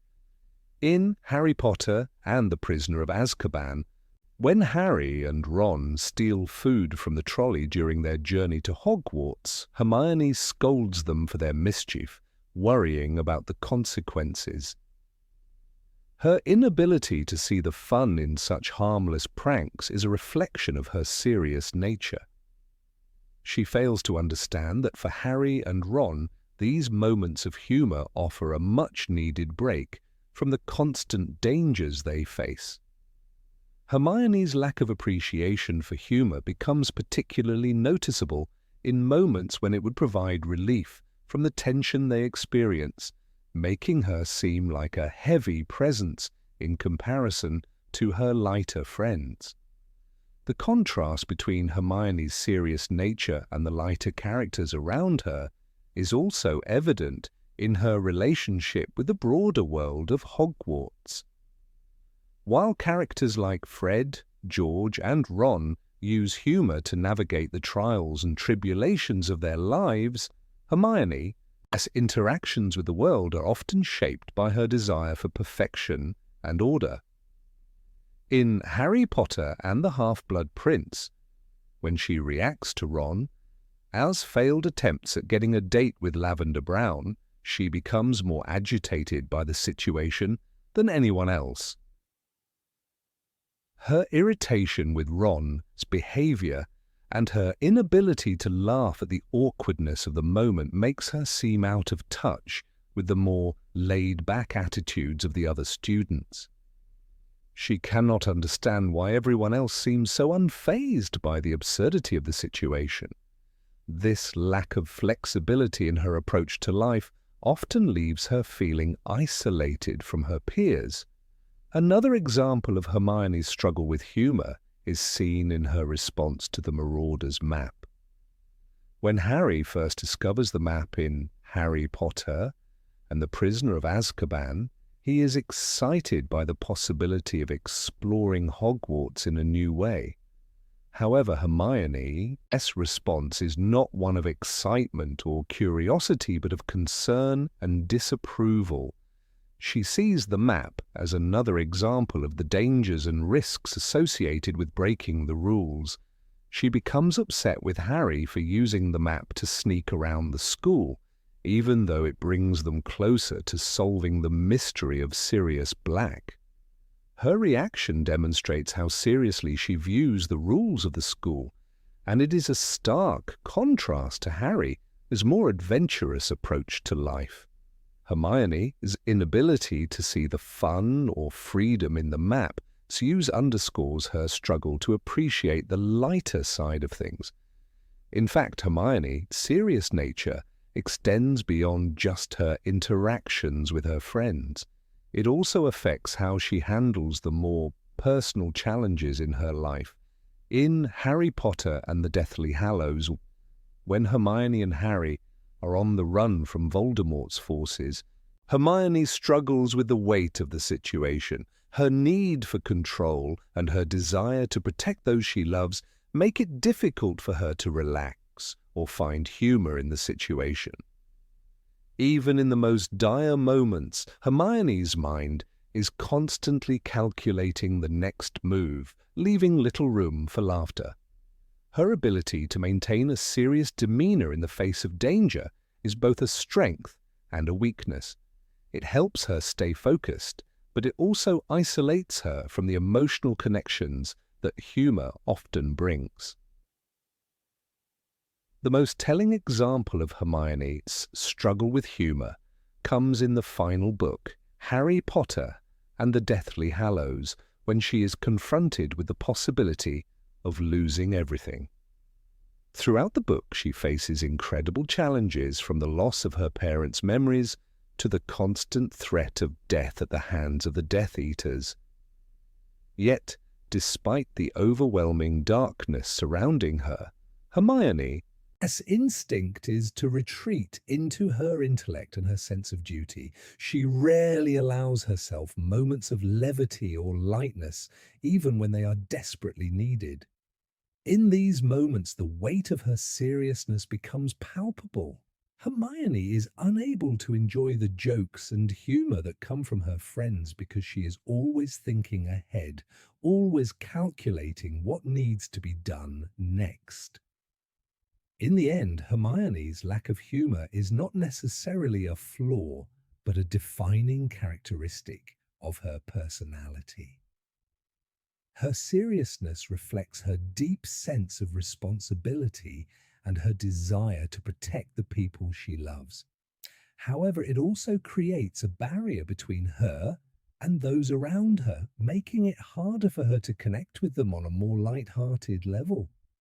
While Hermione's intellect and bravery make her an invaluable member of the trio, her struggle with humor is a reminder that even the most capable and powerful people have their own limitations.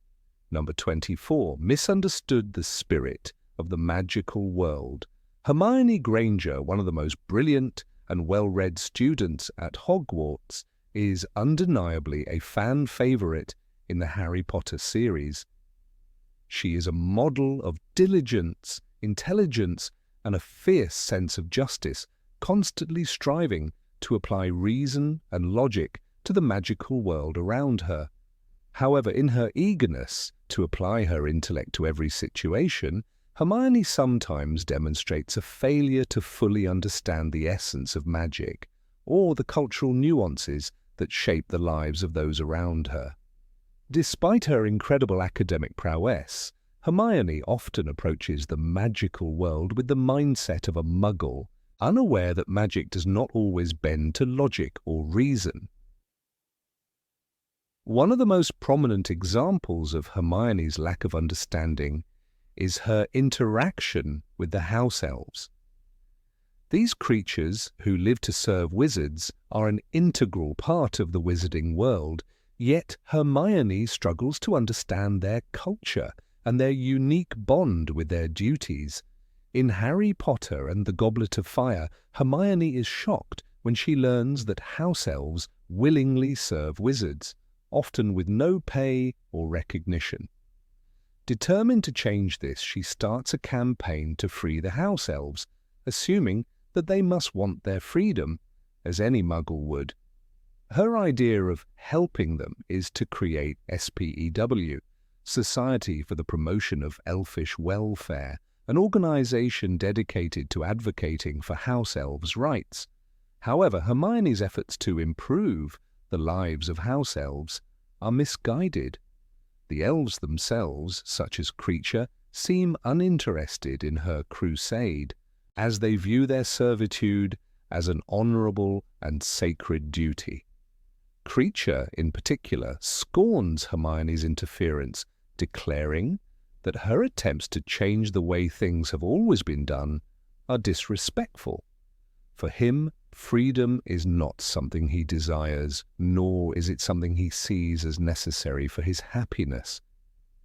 By pushing for the liberation of the house elves, Hermione is imposing Muggle ideals onto a group of creatures who do not share her worldview.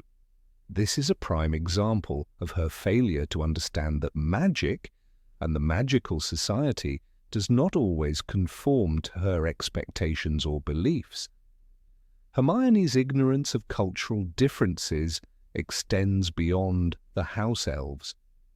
In Harry Potter and the Chamber of Secrets, when she and Harry are confronted by the mystery of the chamber itself, Hermione approaches the problem with a highly academic mindset, using books and logic to try and find answers. However, magic often requires more than just the application of intellect. It demands a deeper understanding of tradition, intuition, and the emotions that underlie many magical events. Hermione's intense focus on logic and analysis sometimes blinds her to these subtler aspects of magic, and it is often Harry, with his more instinctive understanding of the magical world, who comes to the right conclusions. Furthermore, in Harry Potter and the Prisoner of Azkaban, Hermione's tendency to over-rely on reason becomes a hindrance in her ability to engage with magic in a truly magical way. The Time Turner, an enchanted device that allows its user to travel back in time, is a perfect example of this. Hermione, when first introduced to the Time Turner, uses it in a highly practical manner, attending multiple classes simultaneously to maximize her academic success. This approach to magic, while efficient, overlooks the deeper, more fantastical elements of the magical world, reducing the experience to a mere tool for personal achievement. In her quest for excellence, Hermione often forgets that magic is not solely about utility, it is about wonder, exploration, and sometimes the abandonment of reason in favor of faith and belief in the extraordinary. Perhaps one of the clearest examples of Hermione's disconnection from the true spirit of the magical world is her response to the Yule Ball in Harry Potter and the Goblet of Fire. Throughout the event, she insists on focusing on the logistics and the social structure of the dance, worrying about appearances, protocols, and even the right way to behave. She fails to appreciate the magical ambiance of the event, and her desire for control undermines the enchanting atmosphere. While her friends are swept up in the charm and spectacle of the evening, Hermione is anxious about her appearance and about making everything perfect. This reflects her tendency to focus on structure and order at the expense of embracing the magic of the experience itself. Additionally, Hermione his tendency to underestimate the emotional and cultural significance of magic is evident in her initial treatment of her own magical education. In Harry Potter and the Philosopher's Stone, she approaches every lesson with meticulous seriousness, believing that acquiring knowledge is the most important aspect of magic. She excels in academic subjects, earning top grades in nearly every class. Yet despite her mastery of spells and charms, Hermione often fails to grasp the deeper, more emotional connections that wizards and witches have to their magic. For example, she struggles to understand the importance of ritual and symbolism in magical practice, especially when it comes to spellcasting. Magic is not just a series of rules to be learned and applied, it is an art that requires emotional engagement and a connection to the magical world itself. In her quest for perfection, Hermione misses out on the mystical beauty that magic holds for those who approach it with wonder rather than practicality. In Harry Potter and the Half-Blood Prince, we see a further example of Hermione's lack of understanding when it comes to love, particularly in her relationship with Ron Weasley. While she is an intellectual giant, she struggles with the emotional complexities of love and romance. Her ability to excel in academia does not prepare her for the often irrational and unpredictable nature of relationships, particularly when it comes to Ron's behavior. While Hermione can analyze and criticize Ron's actions, she cannot seem to navigate the subtleties of her feelings for him. Her critical nature, once again, gets in the way of her understanding the emotional realities of the magical world. Love and relationships, like magic, do not always conform to logic, and Hermione struggles to understand this show that, despite her intellectual brilliance, she is not immune to the limitations of her own perspective. Even when Hermione does try to embrace the emotional side of magic, she often misses the point. In Harry Potter and the Deathly Hallows, Hermione's attempt to comfort Harry after the death of his godfather, Sirius Black, is well-meaning but falls short. She attempts to rationalize the situation and encourage Harry to focus on the practicalities of their mission rather than acknowledging the deep emotional pain he is experiencing. Hermione's failure to fully grasp the depth of Harry's grief highlights her inability to connect with the emotional core of magic, which is often driven by love, loss, and hope. Despite all of this, it is important to note that Hermione's approach to the magical world is not inherently flawed. Her intellect and rationality are vital assets in the fight against the forces of darkness, and she often plays a key role in unraveling mysteries and solving problems. However, her inability to understand magic on a deeper, more intuitive level occasionally leads her to misstep. By applying her Muggle logic to a world that defies such limitations, Hermione inadvertently misunderstands the magical world, its complexity, and the emotional intricacies that come with it. In the end, what sets Hermione apart is her willingness to learn from her mistakes. While she may not always understand magic in its truest sense, her growth throughout the series demonstrates her ability to adapt and evolve. She learns that magic is not merely a subject to be studied, but a force to be felt and experienced. In this way, Hermione's journey is a reflection of the very spirit of magic itself, a journey of discovery, wonder, and above all, humility. Number 25, interferes without asking.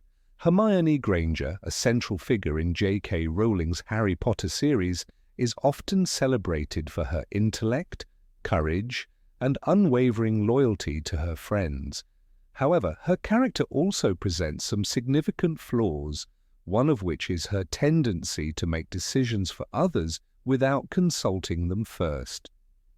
While these decisions are often driven by desire to protect and do what is best, there are instances where her actions betray a certain arrogance and disregard for the autonomy of those she loves. Perhaps the most telling example of this is when she uses the obliviate charm on her parents before going on the run in the final book, Harry Potter and the Deathly Hallows. At this pivotal moment in the story, Hermione takes it upon herself to erase the memories of her parents in order to protect them from the dangers of the Wizarding War. She justifies this decision by reasoning that it is the only way to keep them safe from Voldemort's forces. However, this decision, though made with the best intentions, is made unilaterally without any consultation or consent from her parents. Her belief in the righteousness of her actions reflects her deep-seated confidence in her own judgment, even when it comes to overriding the wishes of those closest to her. This moment is crucial because it highlights Hermione's tendency to prioritize what she believes is best over what others may want or feel. It shows a side of her character that, while driven by a sense of duty and love, can be dismissive of the autonomy of others. She never asks her parents whether they would want to forget her entirely. The emotional weight of the decision is made clear through her actions. When she erases their memories, she severs the connection she shares with them. The simple yet irreversible act of making her parents forget who she is speaks volumes about Hermione. His belief that she alone knows what is best for everyone, regardless of their wishes. The fact that Hermione chooses to make this decision without consulting her parents speaks to her desire to control the narrative. She does not allow them the agency to make their own choices about their safety or their relationship with her. By using the obliviate charm, Hermione strips them of the ability to make informed decisions about their lives, assuming that her perspective is the only valid one. This assumption is a form of arrogance, one that she may not fully recognize at the time, but is nevertheless present in her actions. Throughout the series, Hermione is often portrayed as the voice of reason among her friends, the one who keeps Harry and Ron grounded, and who is always prepared with a plan. However, this same tendency to think things through and formulate a course of action often leads her to take matters into her own hands. Whether it's brewing Polyjuice Potion in their second year, or making the choice to erase her parents' memories in the final book, Hermione often acts without fully considering the consequences of her decisions on others. This is evident in the way she decides for herself what is best for her friends, never once pausing to ask them what they want or how they feel. She is confident in her ability to think for them, and in many cases this confidence leads to positive outcomes. However, the decision to erase her parents' memories is one instance where her actions cannot be justified solely by the results. In the Deathly Hallows, Hermione's decision is painted as an act of self-sacrifice. She sacrifices her relationship with her parents for the greater good, a common theme throughout the series. Yet this sacrifice does not negate the fact that she chose to act without consulting those who would be most affected by her actions. While it is clear that her decision comes from a place of love and protection, it is also a stark reminder of the dangers of assuming that one's perspective is the only one that matters. Hermione does not allow her parents the chance to make their own choices about what they are willing to risk for their daughter. Instead, she makes the decision for them, an act that, though well-intentioned, ultimately robs them of their agency. The Obliviate charm as a spell that alters memory is itself symbolic of the ways in which Hermione, actions in this instance, seek to overwrite the autonomy of others. By erasing her parents' memories, Hermione effectively rewrites their relationship with her. They no longer have the memories of their daughter, of all the moments, big and small, that they shared. This erasure is not just a loss for them, but for Hermione as well. She no longer has a clear connection to her parents in the way she once did. This is a profound sacrifice, one that highlights the emotional cost of her decision. Despite her belief in the necessity of the action, it cannot be denied that her parents have been robbed of a part of their lives, a part of themselves, for reasons beyond their control. It is also worth noting that Hermione's actions stand in stark contrast to the choices made by her best friends, Harry and Ron. Harry, for example, is deeply connected to his family, despite the fact that they are no longer living.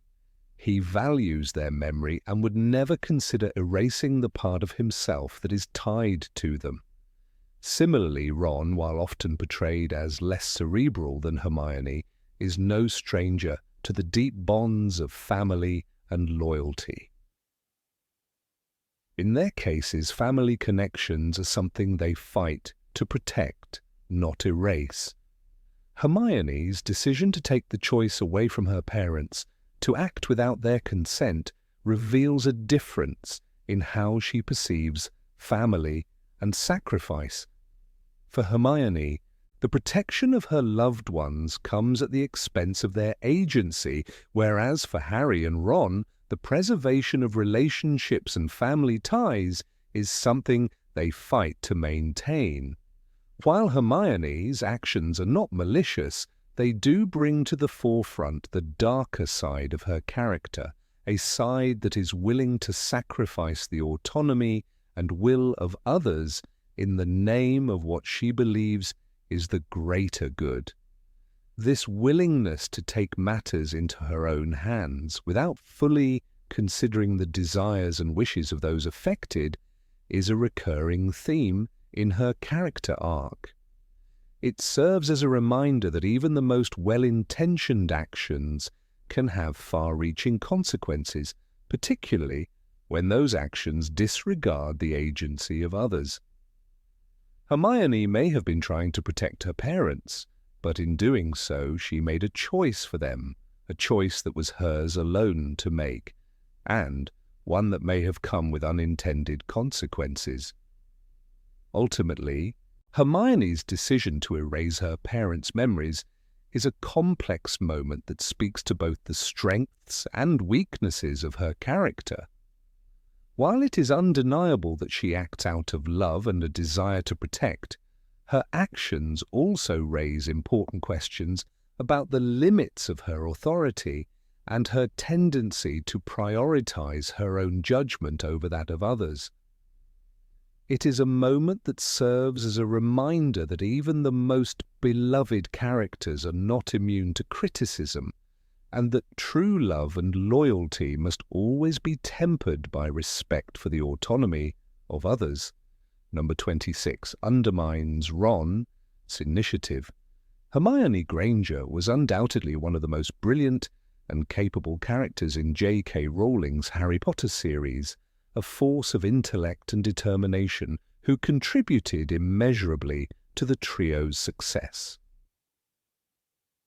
However, her relationship with Ron Weasley, though central to the series, often revealed a subtle yet significant flaw in her character, her tendency to overshadow his contributions, dismissing his ideas and often rendering him speechless or self-doubting. This dynamic, when explored critically, sheds light on how Hermione's actions, though unintentional, at times stifled Ron's self-expression and initiative, preventing him from fully contributing to the group's success and personal growth. From the outset of their friendship, Ron was never portrayed as the most confident of the trio.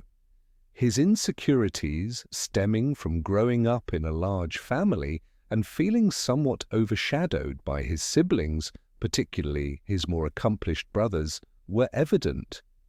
Yet he was loyal, brave, and often the one to inject humor into otherwise tense situations. Despite his self-doubt, Ron occasionally stepped up with bold ideas or statements, suggesting solutions to problems the group faced. Unfortunately, these attempts were often met with Hermione's quick criticism or dismissal. In many ways, this created a subtle but toxic pattern of communication between the two that undermined Ron's confidence and sense of value within the trio. One of the most glaring examples of this dynamic occurred during the search for the Horcruxes in Harry Potter and the Deathly Hallows. The trio was stranded in the Forest of Dean, and tensions ran high. Ron, feeling increasingly alienated, made an attempt to contribute meaningfully by voicing his discomfort with their situation, especially the lack of direction. However, Hermione, perhaps out of a genuine desire to keep the group focused on their mission, dismissed his concerns in a way that only amplified his feelings of inadequacy. Ron, who was already struggling with feelings of being the weak link in the trio, was shut down by Hermione's dismissive attitude, a pattern that had played out numerous times before. She didn't just disagree with him, she often belittled his ideas, which, while not malicious, effectively suffocated his ability to offer anything more in the group discussions. Hermione's dismissiveness of Ron's contributions can be seen even earlier in the series, particularly in Harry Potter and the Goblet of Fire during the Triwizard Tournament. As the three friends attempted to navigate the complexities of the competition, Hermione, in her usual way, took charge, overthinking the tasks and assuming that her thorough approach would always be the most effective. Ron, on the other hand, had a much simpler, more intuitive take on things which Hermione often disregarded. She would roll her eyes or sigh in exasperation when Ron voiced an idea that didn't align with her meticulously crafted plans. This behavior was not only dismissive, but also implied that Ron's input was unimportant, reducing his already fragile self-esteem even further.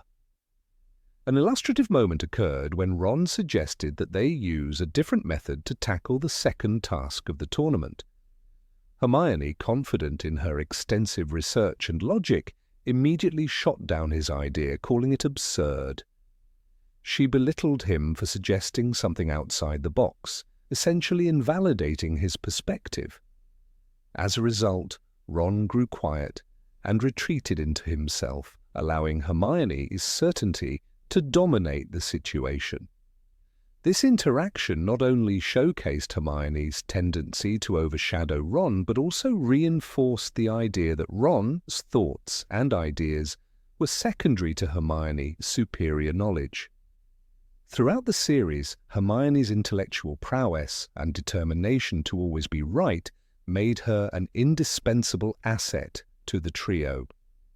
But it also meant that at times she overshadowed Ron in ways that hurt him more than she realized. This was particularly true when the trio was dealing with the fallout of the Triwizard Tournament.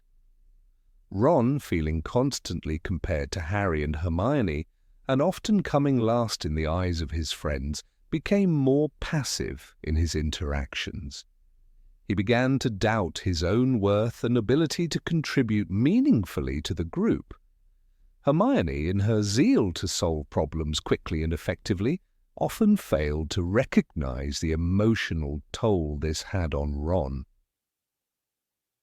Another key instance of this dynamic came during the hunt for Horcruxes, a central plot point in Deathly Hallows. The trio's journey was one fraught with danger, and Ron's discomfort with their isolated existence grew. As tensions mounted and food became scarce, Ron expressed his frustration about the situation. Hermione, ever the problem solver, responded in her usual fashion by trying to logically deconstruct the problem, rather than acknowledge Ron's emotional turmoil and validate his feelings. She brushed him off, instead focusing on the practical aspects of their quest. It was clear that Hermione valued the mission above all else, and while this was understandable, it contributed to the sense of Ron being left behind emotionally. Ron's emotional landscape, while never overtly expressed, was critical to his journey. He loved Hermione, but he was constantly made to feel that he didn't measure up to her intelligence or bravery. He, too, had heroic moments, but they often went unnoticed or unappreciated in the face of Hermione's more consistent displays of competence. As their relationship evolved, this imbalance became even more apparent.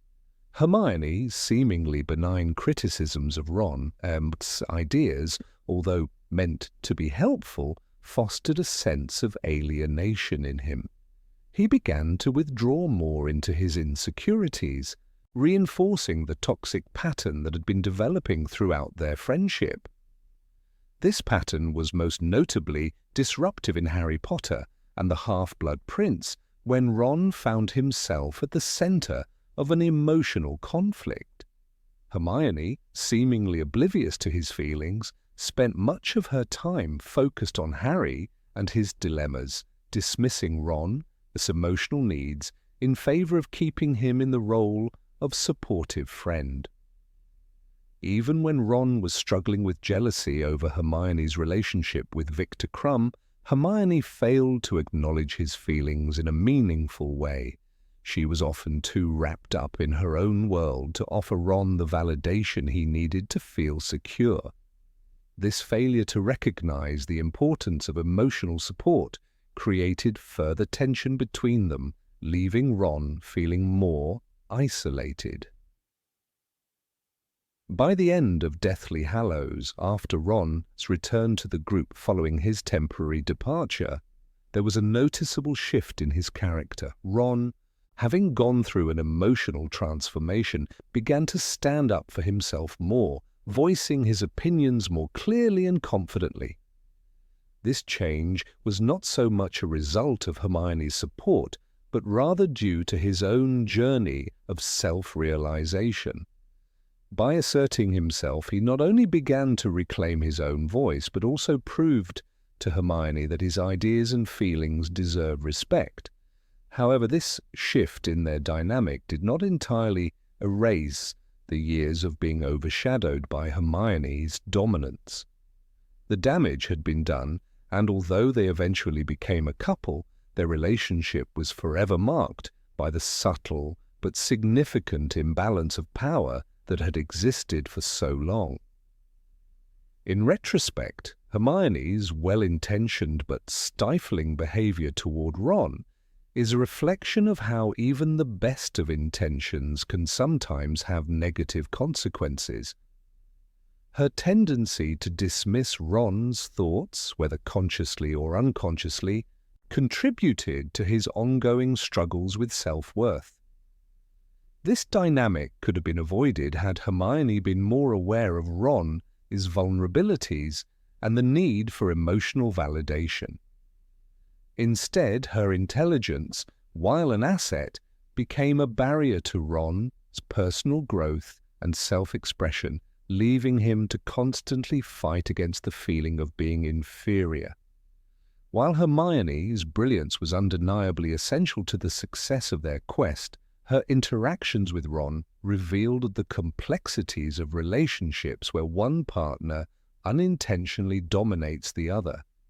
In a more balanced dynamic, both Ron and Hermione could have thrived in their individual roles, supporting each other not only intellectually but emotionally. As it stood, their relationship was often marked by an underlying tension that prevented them from fully appreciating each other as strengths. In the end, it was not just their shared battles that brought them closer together, but the recognition that both Ron and Hermione had to grow not only as individuals, but as equals in their relationship. Number 27. Emotionally blind to Harry's pain. Hermione Granger is often praised as the intellectual powerhouse of the Harry Potter series, a character who embodies wisdom, resourcefulness, and an unwavering sense of justice. Yet, her emotional intelligence, particularly when it comes to understanding Harry Potter, his internal struggles, is not always as acute as it seems. While she is undoubtedly one of Harry's closest friends, there are moments throughout the series that suggest Hermione was somewhat blind to Harry's deeper emotional needs. This is most notably illustrated in the 5th book, Harry Potter and the Order of the Phoenix, where Hermione's actions, though well-intentioned, fail to address Harry's psychological suffering. Instead of offering Harry the emotional support he desperately needed, she often focused on practical matters, such as his schoolwork and discipline, which, while important, felt disconnected from the emotional turmoil he was experiencing. Harry's grief and sense of isolation are palpable in The Order of the Phoenix. The book opens with Harry dealing with the loss of his godfather Sirius Black and the constant pressure of knowing that Voldemort has returned. The horrors of the prophecy weigh heavily on him, and the burden of being the one who must confront the Dark Lord creates a sense of loneliness that no one around him fully understands. His experiences in the Department of Mysteries, where he loses Sirius, deepen his despair, leaving him emotionally fragile and vulnerable. Yet in these moments of acute emotional crisis, Hermione's reactions often miss the mark. During this time, Hermione's responses to Harry's needs were more pragmatic than empathetic. She often appeared more concerned with Harry's academic responsibilities than his emotional well-being. This is especially evident when she urges Harry to focus on his studies and prepare for exams. While it's clear that she cares for him, her focus on his academic duties seems disconnected from the emotional depths Harry is sinking into. Harry, who is grappling with the trauma of seeing his godfather die and struggling with the overwhelming pressure of his role in the wizarding world, needed someone to just listen, to offer comfort, or even just to sit with him in silence. But instead, Hermione tried to fix him with tasks and distractions, attempting to organize his life in a way that didn't address the pain he was feeling inside. One particular moment that stands out is when Hermione tries to organize the group for practical studies, suggesting they prepare spells for possible confrontations with Dementors. While this is an example of Hermione's pragmatism and her natural inclination to prepare for the worst, it also highlights her inability to connect with Harry on an emotional level. Rather than offering comfort or acknowledging the emotional strain Harry is under, Hermione focuses on being proactive and controlling, managing his education and ensuring that he's adequately prepared for the future. However, Harry isn't seeking a tutor, he's seeking a friend, someone who can see beyond his responsibilities and acknowledge his feelings. Moreover, Hermione's insistence on doing the right thing can sometimes come across as a little too forceful. Harry, for all his bravery and strength, is still a teenager, struggling with immense grief and confusion.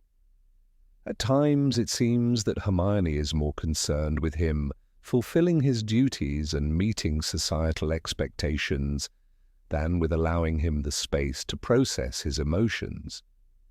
Her attempts to bring Harry out of his funk often focus on external factors, such as completing assignments or adhering to the rules, rather than addressing the emotional and psychological toll of the battles they are facing.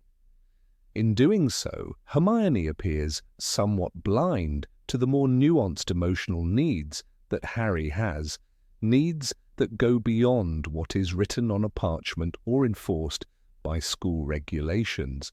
Hermione's inability to connect with Harry's deeper emotional struggles is also evident in her relationship with Ron. While Hermione's bond with Ron is undeniably strong, her understanding of Harry's emotional needs is more complex and sometimes strained. Hermione, in her protective way, believes that taking charge of the situation is the best course of action, but in doing so, she overlooks the emotional undercurrents at play. She doesn't always give Harry the chance to express himself in a way that feels authentic to him. The fact that she does not fully grasp the depth of Harry's depression or his sense of abandonment during this period demonstrates a flaw in her emotional comprehension. Even when Hermione does try to address Harry's feelings, her approach tends to be more intellectual than personal. She seeks to offer logical solutions, such as working harder in their studies, rather than simply being present with him emotionally. It is in these moments that the divide between Harry's internal world and Hermione's external focused approach becomes most apparent. In many ways, Hermione's practical solutions reflect her belief that hard work and preparation can fix everything. However, Harry, in his isolation and pain, needs something more than just mental stimulation or an escape through intellectual pursuits. He needs a space where his vulnerability is acknowledged, a safe haven where his emotions can be explored without the fear of judgment or the pressure of expectations. Of course, Hermione's actions are not born out of malice or indifference. She genuinely cares for Harry and wants to help him, but in her desire to protect him, Hermione often fails to see that Harry's needs go beyond what can be solved through action or reason. What Harry truly craves is the freedom to feel his emotions without judgment, the space to grieve and process his trauma without the weight of expectations bearing down on him. Hermione's well-meaning attempts to keep him occupied and focused while rooted in love miss the mark when it comes to the emotional and psychological care Harry so desperately requires. One might argue that Hermione's blind spot is a result of her own emotional boundaries. Throughout the series, she is depicted as someone who takes control of situations, someone who relies on logic and reason to navigate the chaos around her. While this makes her an excellent problem solver, it can also lead to a certain emotional detachment, particularly when it comes to the more complex, intangible aspects of human experience. Hermione is able to solve problems, write essays, and organize plans with ease, but she struggles to connect with the emotional weight of the situations she and her friends face. This makes her a fantastic ally in terms of practical support, but a less reliable figure when it comes to emotional intimacy. Additionally, Hermione's inability to fully grasp Harry's emotional turmoil could also stem from a lack of understanding about his unique circumstances. Unlike Hermione, Harry's life has been shaped by loss, trauma, and isolation from an early age. His experiences have made him more introspective and more aware of the psychological weight of their world, whereas Hermione, despite her sharp intellect, has been relatively sheltered by her loving family and stable environment. This difference in upbringing and emotional experience makes it harder for Hermione to truly understand the depth of Harry's pain, especially when he is reluctant to share it with others. In conclusion, while Hermione Granger is an irreplaceable and beloved friend to Harry, there are moments in the series where her well-intentioned actions fall short of offering him the emotional support he needs. Her tendency to focus on external tasks such as academics and preparation leaves little room for addressing the deeper psychological issues that Harry faces, especially in the dark days of the Order of the Phoenix. Although Hermione's love for Harry is clear, her lack of emotional insight into his struggles demonstrates that even the most intelligent and capable individuals can sometimes miss the mark when it comes to understanding the emotional needs of those they care about.